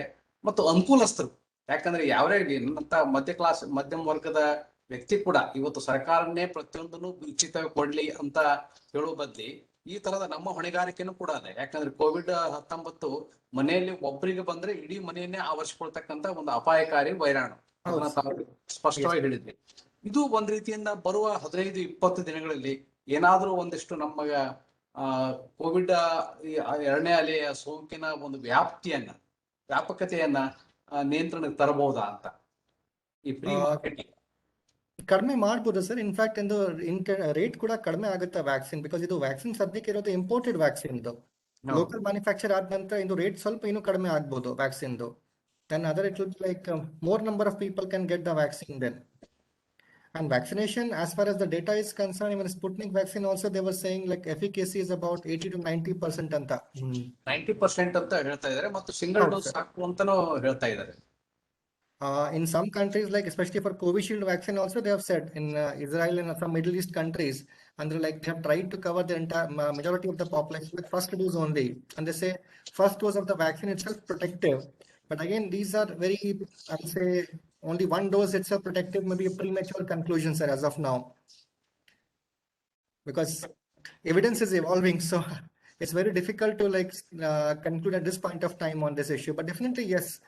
If you are giving the vaccination, we are trying to prevent the serious things which are happening. I saw you showed one of the curves in which the serious and the critical cases are increasing, and we are struggling to provide them the ICU beds and the ventilator beds. Probably that situation we can bring down further if vaccination is there, like available in the open market also in this form. In fact, Covishield and Covaxin also may come gradually, but it will take some time. Through the hospitals only it will be provided. That's what the government has already told. Okay sir, okay. ಇನ್ನು ಎರಡು ಪ್ರಮುಖ ಕೇಳಿ, ಯಾರು sir? ನಾನೇ ನಿರ್ಮಲಾ. ಇಲ್ಲ, sir Yes, ma'am. ಕೇಳ್ತಾ ಇದ್ದಾರೆ, ಕೇಳಿ. Right sir. Okay sir, Saurabh sir, very good session. ನಿಮ್ದು ಬಹಳ ಒಳ್ಳೆ ಸೆಷನ್ ಇತ್ತು. ಬಹಳ ಮಾಹಿತಿಗಳನ್ನ ಕೊಟ್ರಿ. As A community medicine expert ಆಗಿ ನಮ್ಮ ಭಾರತದಲ್ಲಿ ಕೊಡುವಂತ ಡಾಟಾವನ್ನ ಎಷ್ಟು ಮಟ್ಟಿಗೆ ನಾವು ಟ್ರಸ್ಟ್ ಮಾಡ್ಬೋದು ಇವತ್ತಿನ ದಿನದಲ್ಲಿ? ಮೇ ಬಿ ನಾವ ಬೇರೆ ಕಡೆ ನಾವು ಡಾಟಾ ನೋಡ್ತಾ ಇದ್ದಾಗ 2 ಡಾಟಾಗಳನ್ನ ನಾವು ಬಹಳ ಸ್ಪೆಸಿಫಿಕ್ ಆಗಿ ಅಬ್ಸರ್ವ್ ಮಾಡ್ತಾ ಇದ್ವಿ. ಯಾವ್ದಂದ್ರೆ ನಮ್ಮಲ್ಲಿ ಕೇಸಸ್ ಅನ್ನ ಕೊಡಿದಾಗ ಇವತ್ತಿನ ನಾವು ಕೊಡುವಂತ ಕೇಸ್ಗಿಂತ ನಮ್ಮ ದೇಶದಲ್ಲಿ ಆಕ್ಚುಯಲ್ ಕೇಸಸ್ ಇದಕ್ಕಿಂತ ಮೋರ್ ದೆನ್ 10 times ನಮ್ಮಲ್ಲಿ ಜಾಸ್ತಿ ಇದೆ. ಬಟ್ ಆದ್ರೆ ನಮ್ ಕಡೆ ಟೆಸ್ಟಿಂಗ್ ಕಮ್ಮಿ ಇರೋದ್ರಿಂದ ನಮ್ ಕಡೆ ಇರೋ ಕೇಸಸ್ ಇತ್ತು. 2ನೇ ಡಾಟಾ ಏನ್ ಹೇಳುತ್ತೆ ಅಂತಂದ್ರೆ ನಮ್ ಕಡೆ ಈಗ ಡೆತ್ ರೇಟ್ ಏನ್ ಹೇಳ್ತಾ ಇದೆ ಅಲ್ವಾ, ಈಗಿನ ಆಕ್ಚುಲಿ ನಮ್ಮಲ್ಲಿ ತೋರಿಸ್ತಾ ಇದೆ 2.5 lakhs. ಆಕ್ಚುಯಲ್ ಡೆತ್ಸ್ ಏನಾದ್ರು ಇದ್ರೆ ಅದು ಅರೌಂಡ್ 7 to 8 lakhs ಡೆತ್ಸ್ ಇದೆ. ನಮ್ ದೇಶದಲ್ಲಿ ಡೆತ್ ಗಳನ್ನ ತೋರಿಸ್ತಾ ಇಲ್ಲ. As A community medicine expert ಆಗಿ ತಾವ್ ಹೇಗ್ ಹೇಳ್ತೀರಾ ನಮ್ಮ ಇಂಡಿಯಾದಲ್ಲಿರುವಂತ ಡಾಟಾನ ನಾವ್ ಎಷ್ಟು ಮಟ್ಟಿಗೆ ರಿಲಯಬಲ್ ಆಗಿ ನಾವು ಅದನ್ನ ತಗೋಬಹುದು ಅಂತ? ಯಾಕಂದ್ರೆ ನಾವೀಗ ನಮ್ ಕಡೆ ಅವೈಲೇಬಲ್ ಇರೋದು ಗೌರ್ಮೆಂಟ್ ಡಾಟಾ ಮಾತ್ರ. ಈ ಗೌರ್ಮೆಂಟ್ ಡಾಟಾವನ್ನ ನಾವ್ ಎಷ್ಟರ ಮಟ್ಟಿಗೆ ಟ್ರಸ್ಟ್ ಅನ್ನ ತಗೋಬಹುದು? ಬೇಕಂದ್ರೆ ಈ ಡಾಟಾ ಏನಾಗುತ್ತೆ, ಫರ್ದರ್ ಟ್ರೀಟ್ಮೆಂಟ್ ನ ಫ್ಯೂಚರ್ ಪ್ಲಾನಿಂಗ್ ಗೆ ನಮ್ಗೆ ಬಹಳಷ್ಟು ಹೆಲ್ಪ್ ಆಗುತ್ತೆ. ಬಟ್ ಯಾವ್ದಾವ್ದೋ ಕಾರಣದಿಂದ ನಮ್ಗೆ ಇವತ್ತಿನ ಡೇಟ್ ನಲ್ಲಿ ಪ್ರಾಪರ್ ಆಗಿರುವಂತ ಡಾಟಾವನ್ನ ನಮ್ಗೆ ಗೌರ್ಮೆಂಟ್ ನಮ್ಗೆ ಪ್ರೊವೈಡ್ ಮಾಡ್ತಾ ಇಲ್ಲ. ಇದು ನಮ್ ಮುಂದಿನ ಟ್ರೀಟ್ಮೆಂಟ್ ಮೇಲೆ ಮತ್ತು ಕೋವಿಡ್ ಕೇಸ್ ಮ್ಯಾನೇಜ್ಮೆಂಟ್ ಮೇಲೆ ಏನ್ ಎಫೆಕ್ಟ್ ಅನ್ನ ಬೀರುತ್ತೆ ಅನ್ನೋದನ್ನ ಹೇಳ್ಬೇಕು ಅಂತ ಕೇಳ್ಕೊಳ್ಳಿ. Okay, sir. So like you have raised a very valid point over here. I'll just tell you the other side of this coin. In the sense, suppose there is a family of 10 members and 4 turn out to be positive. ಈಗ ಏನ್ ಮಾಡ್ತೀವಿ ನಾವು government side ಇಂದ, like suppose ಒಬ್ರು positive ಆದ್ರೆ like ಆಶಾ worker ಮತ್ತೆ nursing staff ಅಲ್ಲಿ ಹೋಗಿ ಲೈಕ್ ಸ್ಯಾಂಪಲ್ಸ್ ಎಲ್ಲರದ್ದು ಫ್ಯಾಮಿಲಿ ಕಾಂಟ್ಯಾಕ್ಟ್ ಸ್ಯಾಂಪಲ್ ತಗೋತಾರೆ 0 ಡೇಗೆ. ಸೊ ಕೆಲವು ಜನ 0 ಡೇದಾಗೆ ಪಾಸಿಟಿವ್ ಬರಲ್ಲ, ಆಮೇಲೆ ಅವ್ರು 7th ಡೇದಾಗ ಪಾಸಿಟಿವ್ ಬರ್ಬೋದು. ಬಟ್ ಏನಾಗುತ್ತೆ ಅಂದ್ರೆ ಲೈಕ್ ಎಲ್ಲರೂ ಅವಾಗ ಜಸ್ಟ್ ಹೋಮ್ ಐಸೋಲೇಷನ್ ಅಂತ ಫಾಲೋ ಮಾಡ್ತಾರೆ, ಎಲ್ಲರೂ ಟೆಸ್ಟ್ ಮಾಡ್ಸಕ್ಕೆ ಹೋಗಲ್ಲ. So as you said, like though we are having like this thing XYZ number of cases, but actual number of cases will be more on the higher side. Adu correct. But jana test madlardo, we cannot say that like number of cases are on the very high side.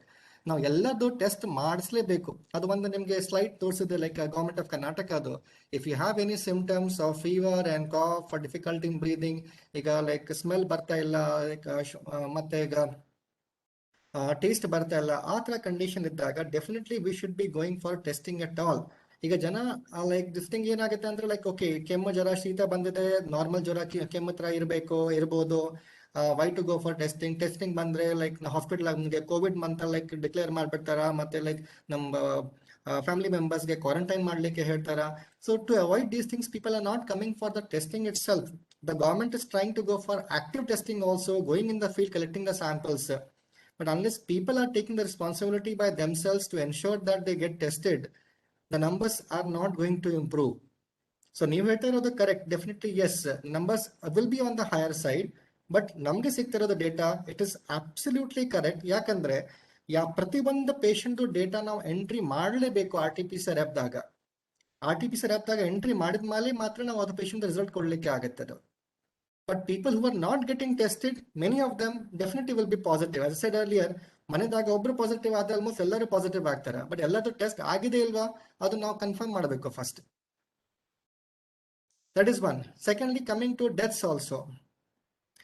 Deaths ಅದು ಸ್ವಲ್ಪ challenging thing. ಅಂದ್ರೆ like ನಮಗೆ ಬಹಳ ಸರಿ ಇದು patients last critical ಕಂಡೀಷನ್ದಾಗ ಬರ್ತಾರ.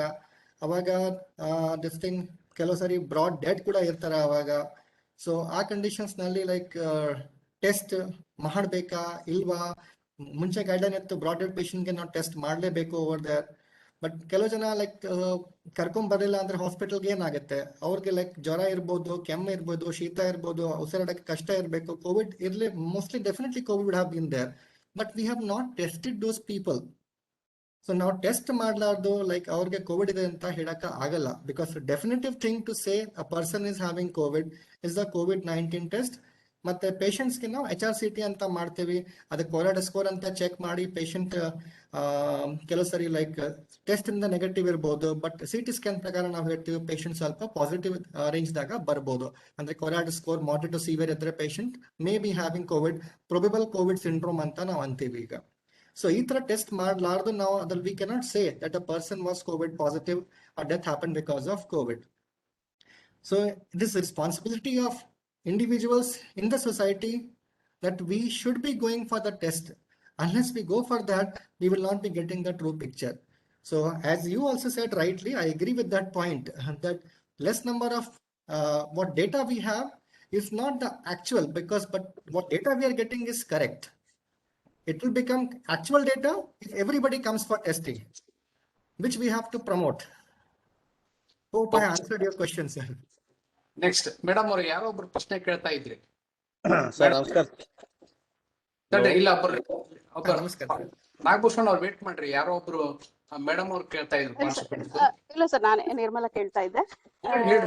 Sir, what's the role of plasma therapy in COVID-19, sir? Ma'am, this thing, I'm not a treating physician though for like handling an ICU care for the COVID patients, but like as of now, plasma therapy like has been dropped from the AIMS protocol also. So it has not been found to be that effective in the COVID-19 patients. That's what the evidence is saying. But previously it was a policy of the state, like it was in the state protocol also, and like we were having this thing, the plasma donors also list was being maintained, and we are using it. So it's basically going by trial and error approach only as far as COVID-19 is concerned. Okay, thank you. Okay, Nagabhushan ಅವರೇ ಹೇಳಿ. ನಮಸ್ಕಾರ sir. ನಮಸ್ಕಾರ sir. Vaccination ಬಗ್ಗೆ doubt ಇದೆ doctor. ಹಾ sir.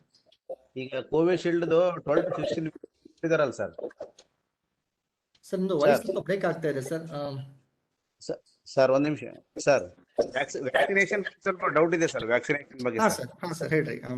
ಅದು ಕೋವಿಶೀಲ್ಡ್ಗೆ 16 weeks ಕೊಟ್ಟಿದಾರಲ್ಲ ಸರ್. ಹಾ ಸರ್. ಈಗ ಇದು ಎಷ್ಟಿರ್ಬೇಕು ಸರ್, ಗ್ಯಾಪ್ ಎಷ್ಟಿರ್ಬೇಕು sir? Okay, I was expecting this question, sir. Definitely ಬಂದೇ ಬರುತ್ತೆ ಅಂತ. ಅದು ನಿಮಗೆ ನೆನಪಿರೋದು ನಾನು ಲಾಸ್ಟ್ ಸ್ಲೈಡ್ ಅಂತ ಹಾಕಿದ್ದೆ, ಅನ್ಸರ್ಟಿನಿಟಿ ಅಂತ. ಲೈಕ್ ನಿನ್ನೆ ಬೇರೆ ಇತ್ತು ಗೈಡ್ಲೈನ್, ಇವತ್ತು ಬೇರೆ ಆಗಿದೆ ಅಂತ ಗೈಡ್ಲೈನ್. ಸೊ ನಾನು ಕೂಡ ಜಸ್ಟ್ ಹಿಂಗೆ ಸೀರಮ್ ಇನ್ಸ್ಟಿಟ್ಯೂಟ್ ಆಫ್ ಇಂಡಿಯಾದ ವೆಬ್ಸೈಟ್ ಕೂಡ ಚೆಕ್ ಮಾಡ್ತಾ ಇದ್ದೆ. ಸ್ಟಾರ್ಟಿಂಗ್ ದಾಗ ಬಂದಿರೋದು ಅವ್ರದ್ದು ಫ್ಯಾಕ್ಟ್ ಶೀಟ್ ಇತ್ತು ಅದು. ಅದ್ರಾಗ ನಾವು ಹೇಳಿದ್ರು ಮಿನಿಮಮ್ ಗ್ಯಾಪ್ಸ್ ನಮ್ದು ವ್ಯಾಕ್ಸಿನೇಷನ್ ಲೈಕ್ ಯಾವ್ದು ಕಂಟ್ರಿ ಇರಲಿ ಆ country like this thing main governing bodies like may be WHO ಇರಲಿ ಯುನಿಸೆಫ್ ಇರಲಿ ಅವರು ಡಿಸೈಡ್ ಮಾಡ್ತಾರೆ ಅಂದ್ರೆ ಎಷ್ಟು ಗ್ಯಾಪ್ ಇರಬೇಕು. ಬಟ್ ಮಿನಿಮಮ್ ಯಾವ್ದು ವ್ಯಾಕ್ಸಿನ್ಸ್ ಇರಲಿ ಮಿನಿಮಮ್ ಗ್ಯಾಪ್ 4 weeks ಇರುತ್ತೆ. But in the fact sheet of Covishield of serum institute of India ಅವ್ರು ಹೇಳಿದ್ದಾರೆ ಅಂದ್ರೆ ಅಪ್ ಟು 12 weeks ತನಕ ಗ್ಯಾಪ್ ಕೂಡ ಇರಬಹುದು. In some countries, they found that with 12 weeks of gap, they're getting optimum response. Around 80% efficacy tanka barta ide. But in some countries, they got it in 4 weeks also. So, andre bere population mele bere result kuda irbodu. But minimum 4 weeks irbeku, maximum 12 weeks tanka ಮಾಡಬಹುದು. ಅಲ್ಲ sir, Covishield ಬೇರೆ Covishield ಬಗ್ಗೆ sir, Covaxin ಬಗ್ಗೆ ಬೇಕಾಗಿ sir. Covaxin ಬಗ್ಗೆ sir maximum like ನನ್ನ ಪ್ರಕಾರ 4 to 6 weeks ಇದೆ, ಅದಕ್ಕಿಂತ ಹೆಚ್ಚಿಲ್ಲ ಸರ್. 40 days ಆಗಿ ಈಗ ಇಂಜೆಕ್ಷನ್ ಸಿಗೋದು ಇನ್ನು 10 ದಿನ ಡೌಟ್ ಇದೆ ಸರ್. ಒಂದು ವಾರ. ಓಹೋ 40 days ಆಯ್ತು ಸರ್. ಅಂದ್ರೆ ಲೈಕ್ ಎಕ್ಸಾಕ್ಟ್ ಡೇಟ್ ಅದ್ರಾಗ ಕ್ಲಿಯರ್ ಇಲ್ಲ ಸರ್. ಅಂದ್ರೆ ಲೈಕ್ ಎಷ್ಟು ಮೋರ್ ದನ್ 6 weeks ಆದ್ರೆ ಎಫೆಕ್ಟ್ ಎಷ್ಟಿರುತ್ತೆ ಅಂತ ಅದು. ಬಟ್ ಕೋವಿಶೀಲ್ಡ್ ಬಗ್ಗೆ ಕ್ಲಿಯರ್ ಕಟ್ ಮೆನ್ಷನ್ ಮಾಡಿದ್ದಾರೆ ವೆಬ್ಸೈಟ್ ನಲ್ಲಿ. ನಂದು ಕೋವ್ಯಾಕ್ಸಿನ್ ಸರ್, 40 days ಆಯ್ತು ಸರ್. ನಂದು 40 days. ಆಕ್ಚುಲಿ 6 weeks ತನಕ ಪರವಾಗಿಲ್ಲ ಸರ್, ಲೈಕ್ ಮಾಡಬಹುದು. 6 weeks ಗಿಂತ ನಂತರ ಲೈಕ್ ಹೇಳಕ್ ಆಗಲ್ಲ. ಇನ್ಫ್ಯಾಕ್ಟ್ ಏನಾಗುತ್ತೆ ಲೈಕ್ ಟು ಬಿ ಆಬ್ಜೆಕ್ಟಿವ್ಲಿ ಕ್ಲಿಯರ್ ಅದು ವ್ಯಾಕ್ಸಿನ್ ನಮ್ಗೆ ಎಷ್ಟು ಎಫೆಕ್ಟಿವ್ ಇದೆ ಅಂತ ನಾವು ಆಂಟಿಬಾಡಿ ರೆಸ್ಪಾನ್ಸ್ ಚೆಕ್ ಮಾಡಬೇಕು ಅದ್ರಾಗ. ಅದು ಲೈಕ್ ಪ್ರಾಕ್ಟಿಕಲ್ ಆಗಿ ಮಾಡ್ಲಿಕ್ಕೆ ಬಹಳ ಕಷ್ಟ ಬೇಕಾದ್ರೆ it's very costly over there. Thank you sir. Sir, one more question. Sir, one more question related with the vaccination only. Yes, So once we are vaccinated, like how long it will be protecting us, sir? Ma'am, this depends. Like right now, when it comes to all this influenza vaccines, the protection is there usually around up to 8 months to 1 year maximum, not more than that. But again, it's talking about like this type of the vaccines what we have right now. They are not preventing us from getting the infection. That is the problem. So even if we are vaccinated, we are going to contract the disease, but we are not going to get the severe disease. And we may have to repeat the injection maybe after another 6 months to 1 year. That is why we have All the influenza vaccines, we follow the same thing. Like, in fact, what happens when it comes to influenza, we have a surveillance mechanism for northern hemisphere and southern hemispheres, and we will be like analyzing the strains which are prevalent in each hemisphere. Accordingly, we'll be preparing the vaccines, and these vaccines will change almost every year. We say because of some antigenic changes happening in the strains. So 6 months to 10 months or maximum 1 year, not beyond that. and ultimately COVID appropriate behavior is the only. That's the most important thing, as rightly said by you, sir. Because vaccination Sir, is not protecting us against the infection. It is only protecting us against from the severe infection. ಸರ್, ಕೋವ್ಯಾಕ್ಸಿನ್ ತಗೊಂಡ್ಮೇಲೆ 6 weeks ಆದ್ಮೇಲೂ ನಾವು second dose ತಗೊಳ್ಳಿಲ್ಲ, available ಆಗ್ಲಿಲ್ಲ ಅಂತಂದ್ರೆ again ಮತ್ತೆ ತಗೋಬೇಕಾ? First ಇಂದ ನಿಲ್ಲಾಗ್ಬಿಡುತ್ತೆ ಅಂತ ಹೇಳ್ತಾರೆ. Sir, actually like the government got like a one circular bandittu, they were saying like it is even if it's delayed over there, don't worry, the effect will be there. But as I said earlier, to say as a scientist objectively to see whether you have got the immune response, I will suggest once you have done your immunization is done of Covaxin, maybe ಸ್ವಲ್ಪ 1 ವಾರ gap ಅಲ್ಲಿ 2 weeks gap ಆದ್ರೆ like ನಂತರ just get your antibody test titer done 4 weeks after the second dose. Then we can clear cut say whether your antibodies are sufficiently there in your circulation after the second dose of vaccine or not. At minimum of 4 weeks gap from the second dose. Thank you sir. Sir. Thank you sir, ಒಂದು ತಾವು ಕಳೆದ 10 ವರ್ಷಗಳಲ್ಲಿ ಈ HIV AIDS national master trainer ಕೆಲಸ ಮಾಡಿದಿರಿ. ಆಮೇಲೆ ಈ national tubers controlling programme ದಲ್ಲಿ NTCP ದಲ್ಲಿ ಕೂಡ ಕೆಲಸ ಮಾಡಿದಿರಿ.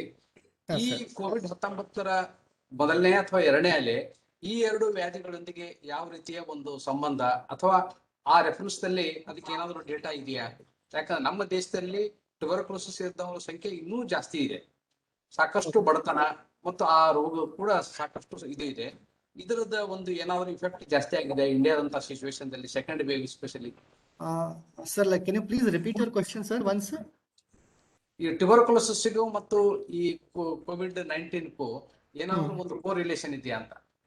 ಡೆಫಿನೆಟ್ಲಿ ಸರ್ ಕೋರಿಲೇಷನ್ ಇದೆ. ನಾವು ಒಂದು ಲೈಕ್ ಮ್ಯಾಕ್ಸಿಮಮ್ ನಮ್ ಲೈಕ್ TB ಅಂದ್ರೆ ನಾವೊಂದು ಕೆಲವು ಡೆಫಿನಿಷನ್ಸ್ ಅಂತ ಇಡ್ತೀವಿ. ಪ್ರಿಸಂಪ್ಟಿವ್ ಪಲ್ಮನರಿ ಟ್ಯೂಬರ್ಕ್ಲೋಸಿಸ್ ಅಂತೀವಿ. ಸೊ ಯಾರಿಗೆ at least 2 weeks of fever, cough, ಮತ್ತೆ ಲೈಕ್ ಕೆಮ್ಮದಾಗ, ಕಫದಾಗ ಸ್ವಲ್ಪ ರಕ್ತ ಬರ್ತಾ ಇದ್ದಾಗ, ಮತ್ತೆ ವೇಟ್ ಎಲ್ಲ ಕಡಿಮೆ ಆಗ್ತಾ ಇದ್ದಾಗ, so we say them that may be like presumptive pulmonary TB ಅಂದ್ರೆ ಲೈಕ್ ಓಲ್ಡ್ ಅಂದ್ರೆ ಡೆಫಿನಿಷನ್ ನಮ್ದು ಸಸ್ಪೆಕ್ಟ್ TB ಅಂತ ಅಂತೀವಿ. ಈಗ ಬಟ್ ಗೈಡ್ಲೈನ್ಸ್ ಪ್ರಕಾರ ನಾವು ಪ್ರಿಸಂಪ್ಟಿವ್ ಪಲ್ಮನರಿ TB ಅಂತ ಈಗ ಹೇಳ್ತಾ ಇರೋದು. ಸೊ ಸಚ್ ಪೇಷಂಟ್ಸ್ ಈಗ ನೀವು ಹಾಸ್ಪಿಟಲ್ ನಲ್ಲಿ ಈ ಪ್ರೆಸೆಂಟ್ ಅಲ್ಲ, ಲಾಸ್ಟ್ ಇಯರ್ ಅಂತ ಲೈಕ್ ಕಂಟಿನ್ಯೂ ಮಾಡಿದ್ರೆ, ಫ್ರಮ್ ಲಾಸ್ಟ್ ಇಯರ್ ಮಾರ್ಚ್ ಇಂದ ಯಾವ ಪೇಷಂಟ್ ಫೀವರ್ ಮತ್ತೆ ಕೆಮ್ಮಿಂದ ಬಂದ್ರೆ ನಾವು ಫಸ್ಟ್ ಏನ್ ಟೆಸ್ಟ್ ಮಾಡ್ತೀವಿ? ಕೋವಿಡ್ ಟೆಸ್ಟಿಂಗ್ ಮಾಡ್ತೀವಿ ಈಗ. ಸೊ ಅದು ಒಂದು ಪ್ರಾಬ್ಲಮ್ ಆಗ್ತಾ ಇದೆ. ಅಂದ್ರೆ ಪೇಷಂಟ್ ಕೋವಿಡ್ ಪಾಸಿಟಿವ್ ಆದ್ರೆ there is some delay in getting the TB diagnosis done over there. So ಅದಕ್ಕೆ ಗವರ್ಮೆಂಟ್ ಇಂದ ನಮಗೆ ಗೈಡ್ಲೈನ್ಸ್ ಕೂಡ ಬಂದಿತ್ತು, especially severe acute respiratory infection patients. Patients ಯಾರಿಗೆ ಅಂದ್ರೆ ಫೀವರ್ ಜೊತೆಗೆ ಕೆಮ್ಮು ಮತ್ತೆ ಉಸಿರಾಡಕ್ಕೆ ಕಷ್ಟ ಇದೆ, at least 2 weeks of cough ಇರಬೇಕು, ಅವ್ರದ್ದು ನಾವು ಕಫ ಪರೀಕ್ಷೆಗೆ ಕಳಿಸ್ಬೇಕು. ಅದು ಇನ್ ಕೇಸ್ ಇಟ್ ಇಸ್ ಕಫ ಪರೀಕ್ಷಾ ಪಾಸಿಟಿವ್ ಬಂದ್ರೆ ಆಟೋಮೆಟಿಕ್ ಆಗಿ ನಾವು TB ಟ್ರೀಟ್ಮೆಂಟ್ ಕೂಡ ಪೇಷಂಟ್ ಶುರು ಮಾಡ್ತೇವೆ. But in the beginning definitely we have missed out many TB patients over there because of COVID. ಅಂದ್ರೆ ಜನ ಕೂಡ ಬರ್ತಾ ಇರ್ಲಿಲ್ಲ, ಅದು ಲೇಟ್ ಆಗಿ ಬರೋದು. ಆ ಹಾಸ್ಪಿಟಲ್ಗೆ ಹೋದ್ರೆ ನಮ್ಗೆ ಕೋವಿಡ್ ಅಂತ ಡಿಕ್ಲೇರ್ ಮಾಡ್ಬಿಡ್ತಾರೆ ಅಂತ. What will happen? They will transmit the TB to other people also in their family and community. Sir, ಮತ್ತೆ ಬೇರೆ ಪ್ರಶ್ನೆಗಳು? ಇಲ್ಲಿವರೆಗೆ ನಮ್ಮ ಡಾಕ್ಟರ್ ಸೌರಭ್ ಕುಮಾರ್ ಅವರು ಬಹಳ ಅರ್ಥಪೂರ್ಣವಾದಂತಹ ಒಂದು ಸಂವಾದನ ಕೂಡ ನಡೆಸಿಕೊಟ್ರು. ಪ್ರೆಸೆಂಟೇಶನ್ ಕೂಡ ಚೆನ್ನಾಗಿತ್ತು. ಕೊನೆಯಲ್ಲಿ ತಾವು ಒಂದು ಮಾತು ಹೇಳಿದ್ರಿ, ನಾವು ಇಡೀ ನ್ಯಾಷನಲ್ ಸಿಸ್ಟಮ್ದಲ್ಲಿ ಒಂದು ಬದಲಾವಣೆ ತರಬೇಕಾದ್ರೆ ಈ IAS ಮಾದರಿಯಲ್ಲಿ ಇಂಡಿಯನ್ ಹೆಲ್ತ್ ಸರ್ವಿಸಸ್ ಅಂತಕ್ಕಂಥದ್ದು ಕೂಡ ಬರಬೇಕು ಅಂತಕ್ಕಂಥದ್ದು ನಿಜಕ್ಕೂ ಬಹಳ ಒಂದು ಅರ್ಥಪೂರ್ಣವಾದಂತಹ ಒಂದು ಸೂಚನೆ, ಸಲಹೆ ಅದಾಗಿತ್ತು. ಸರ್ಕಾರ ಮಟ್ಟದಲ್ಲಿ ಈ ತರದ ಕೆಲಸ ಆಗಬೇಕಾಗಿದೆ. ಯಾಕಂದ್ರೆ ಇಂಡಿಯನ್ ಹೆಲ್ತ್ ಸರ್ವಿಸಸ್ ಅಂತಕ್ಕಂಥದ್ದು ಒಬ್ಬ ಜವಾಬ್ದಾರಿತ ವ್ಯಕ್ತಿಗೆ ಇದ್ದಾಗ ಮಾತ್ರ ನಮ್ಮ ಇಡೀ ಒಂದು ಆರೋಗ್ಯ ವ್ಯವಸ್ಥೆ ಒಂದು ಅಚ್ಚುಕಟ್ಟಾಗಿ ಬರ್ಲಿಕ್ಕೆ ಸಾಧ್ಯ. ಆ ನಿಟ್ಟಿನಲ್ಲಿ ತಾವು ಕೆಲಸ ಮಾಡಿದಿರಿ. ಇವತ್ತು ತಾವು ಚರ್ಚೆ ಮಾಡಿದಂತ ವಿಷಯ ನಿಜಕ್ಕೂ ಅರ್ಥಪೂರ್ಣವಾಗಿತ್ತು. ಮೇಲಾಗಿ ನಮಗೆ ಬಹಳ ಖುಷಿಯಾಗಿದ್ದು ಅಂದ್ರೆ ಒಬ್ಬ ಹಿಮಾಚಲ ಮೂಲದಿಂದ ಬಂದವರಾಗಿದ್ರು ಕೂಡ ಕನ್ನಡವನ್ನ ಎಷ್ಟು ಸಲೀಸಾಗಿ, ಅಸ್ಖಲಿತವಾಗಿ, ನಿರರ್ಗಳವಾಗಿ ಮಂಗಳೂರಿನಲ್ಲಿ ಇದ್ರು ಕೂಡ ನಮ್ಮ ಉತ್ತರ ಕರ್ನಾಟಕ ಭಾಷೆಯಲ್ಲಿ ಮಾತಾಡ್ತೀರಿ ಅನ್ನೋಷ್ಟು ಮಟ್ಟಿಗೆ ನಮಗೆ ಅಷ್ಟು ಆತ್ಮೀಯತೆ ಬಂತು. ನಿಜಕ್ಕೂ ಮೆಚ್ಚುವಂತಹದ್ದು. ಅದಕ್ಕೆ ಮತ್ತೊಮ್ಮೆ ನಮ್ಮ 3 ಸಂಸ್ಥೆಗಳ ಪರವಾಗಿ, ನಮ್ಮ ವೀಕ್ಷಕರ ಪರವಾಗಿ ನಾನು ತಮಗೆ ಧನ್ಯವಾದ ಮತ್ತು ಶುಭಾಶಯ ಹೇಳ್ತೇನೆ. ರೆಡ್ಡಿ ಸರ್, ಕೊನೆಗೆ ತಾವು ವಂದನಾರ್ಪಣೆ ಮಾಡಿ ನಾಳಿನ ಕಾರ್ಯಕ್ರಮ ಬಗ್ಗೆನೂ ಅವ್ರು ಹೇಳ್ತಾರೆ. Thank you sir. Reddy sir. Thank you sir, thank you very much. ಇದುವರೆಗೆ ಅರ್ಥಪೂರ್ಣವಾದಂತಹ ಪ್ರೆಸೆಂಟೇಷನ್ ಮತ್ತು ಸಂವಾದ, ಚರ್ಚೆ ಎರಡೂ ತುಂಬಾ ಉಪಯುಕ್ತವಾದಂತಹ ಒಂದು ಸಲಹೆ ಸೂಚನೆಗಳನ್ನು ಕೊಟ್ರಿ ಮತ್ತು ಹಲವಾರು ಪ್ರಶ್ನೆಗಳಿಗೆ ಉತ್ತರವನ್ನ ಸಹ ನೀವು ಕೊಟ್ರಿ. ಇವತ್ತು ಒಂದು ನೀವು ನಡೆಸಿಕೊಟ್ಟಿರ್ತಕ್ಕಂತಹ ಈ ಒಂದು ಪ್ರೆಸೆಂಟೇಷನ್, ಇದು 5 star approach and challenges COVID-19 community health prospective ಅನ್ನೋ ವಿಷಯದ ಮೇಲೆ ತುಂಬಾ ಚೆನ್ನಾಗಿ ಮಾತಾಡಿದ್ರಿ. ನಮಗೆ ಈ 3 ಸಂಸ್ಥೆಗಳ ಪರವಾಗಿ Shadakshari Swami Digaonkar trust Kalaburagi, doctor SS Siddareddy foundation Bidar, Sarojini Garigappa Sheelavant trust 3 ಸಂಸ್ಥೆಗಳ ಪರವಾಗಿ ಹೃತ್ಪೂರ್ವಕ ವಂದನೆಗಳನ್ನು ಸಲ್ಲಿಸ್ತೇನೆ. Thank you very much. ಹಾಗೆ ಈ ವಾರದ ಕಾರ್ಯಕ್ರಮವನ್ನು ನಾವು ಈ ನಮ್ಮ ಮಧ್ಯೆ ಇರತಕ್ಕಂತಹ COVID-19ಗೆ ಬಲಿಯಾದಂತಹ ಮಹಾನ್ ಆತ್ಮಗಳಿಗೆ ನಾವು ಇದನ್ನು ಸಮರ್ಪಣೆ ಮಾಡಿದ್ದೇವೆ. SS ಯೋಗಪ್ಪನವರ್, ಶ್ರೀಮತಿ ಪೂರ್ಣಿಮಾ BM ಬಿರಾದಾರ್ ಮತ್ತು ಡಾಕ್ಟರ್ ಈಶ್ವರಯ್ಯ ಭಟ್ ಇವರ ಸಂಸ್ಮರಣೆಯಲ್ಲಿ ಈ ವಾರದ ಕಾರ್ಯಕ್ರಮವನ್ನು ನಾವು ನಡೆಸಿದ್ದೇವೆ. ನಾಳೆ ಸ್ವಲ್ಪ ಎಲ್ಲ ವೀಕ್ಷಕರು ಗಮನಿಸಬೇಕು, ಸಮಯ ಬದಲಾವಣೆ ಇದೆ. ನಾಳೆ 5 ಗಂಟೆ ಬದಲಿಗೆ 3 ಗಂಟೆಗೆ ನಾವು ಮಾಡ್ತಿದ್ದೇವೆ. ಯಾಕಂದ್ರೆ ನಾಡೋಜ ಡಾಕ್ಟರ್ BT ರುದ್ರೇಶ್ ಅವರು ಬೇರೆ ಕಾರ್ಯಕ್ರಮಗಳಲ್ಲಿ ಅವರು ಬ್ಯುಸಿ ಆಗಿರೋದ್ರಿಂದ ನಮ್ಮ ಕೈಯಲ್ಲಿ ನಮ್ಮ ಆರೋಗ್ಯ ಈ ಶೀರ್ಷಿಕೆಯಲ್ಲಿ ಅಡಿಯಲ್ಲಿ ನಾಳೆ ಅವರು 3 ಗಂಟೆಗೆ COVID-19 2ನೇ ಅಲೆ ಮತ್ತು ಹೋಮಿಯೋಪತಿ ಉಪಚಾರ ಅನ್ನುವುದು ವಿಷಯದ ಬಗ್ಗೆ ಅವರು ಮಾತಾಡುತ್ತಾರೆ. ಅವರು ತುಂಬಾ ಮಧ್ಯಪ್ರಾಚ್ಯ ರಾಷ್ಟ್ರಗಳಲ್ಲೂ ಸಹ ಅವರು ತಮ್ಮ ಒಂದು ಪೇಷಂಟ್ಗಳನ್ನ, ಸ್ನೇಹಿತರನ್ನ ಹೊಂದಿದ್ದಾರೆ. ಹೀಗಾಗಿ 5 ಗಂಟೆಗೆ ಬೇರೆ ಕಾರ್ಯಕ್ರಮ ಇರೋದ್ರಿಂದ ಅವರು 3 ಗಂಟೆಗೆ ಅವರು ಜಾಯ್ನ್ ಆಗ್ತಾರೆ. ನಾಳಿನ ಕಾರ್ಯಕ್ರಮ ದಯವಿಟ್ಟು ಗಮನಿಸಬೇಕು. 5 ಗಂಟೆ ಬದಲಾಗಿ 3 ಗಂಟೆಗಿದೆ. ನಾಡೋಜ BT ರುದ್ರೇಶ್ ಅವರು ನಮ್ಮೊಂದಿಗೆ ಇರಲಿದ್ದಾರೆ. ಮತ್ತೊಮ್ಮೆ ನಮ್ಮ ಇವತ್ತಿನ ಮುಖ್ಯ ಅತಿಥಿಗಳು ಮತ್ತು ಮುಖ್ಯ ಭಾಷಣಕಾರರು ಆದಂತಹ ಡಾಕ್ಟರ್ ಅವರಿಗೆ ತುಂಬಾ ಧನ್ಯವಾದಗಳನ್ನು ಸಲ್ಲಿಸ್ತಾ ಈ ಕಾರ್ಯಕ್ರಮ ಇಲ್ಲಿಗೆ ಮುಗಿಸ್ತೇವೆ. ನಮಸ್ಕಾರ. ಸರ್, ಟೆಲಿಗ್ರಾಮ್ ಆಪ್ ನಲ್ಲಿ ಅಪ್ಡೇಟ್ ಆಗ್ತಾ ಇಲ್ಲ ಕಾರ್ಯಕ್ರಮಗಳ ಸ್ಪೀಕ್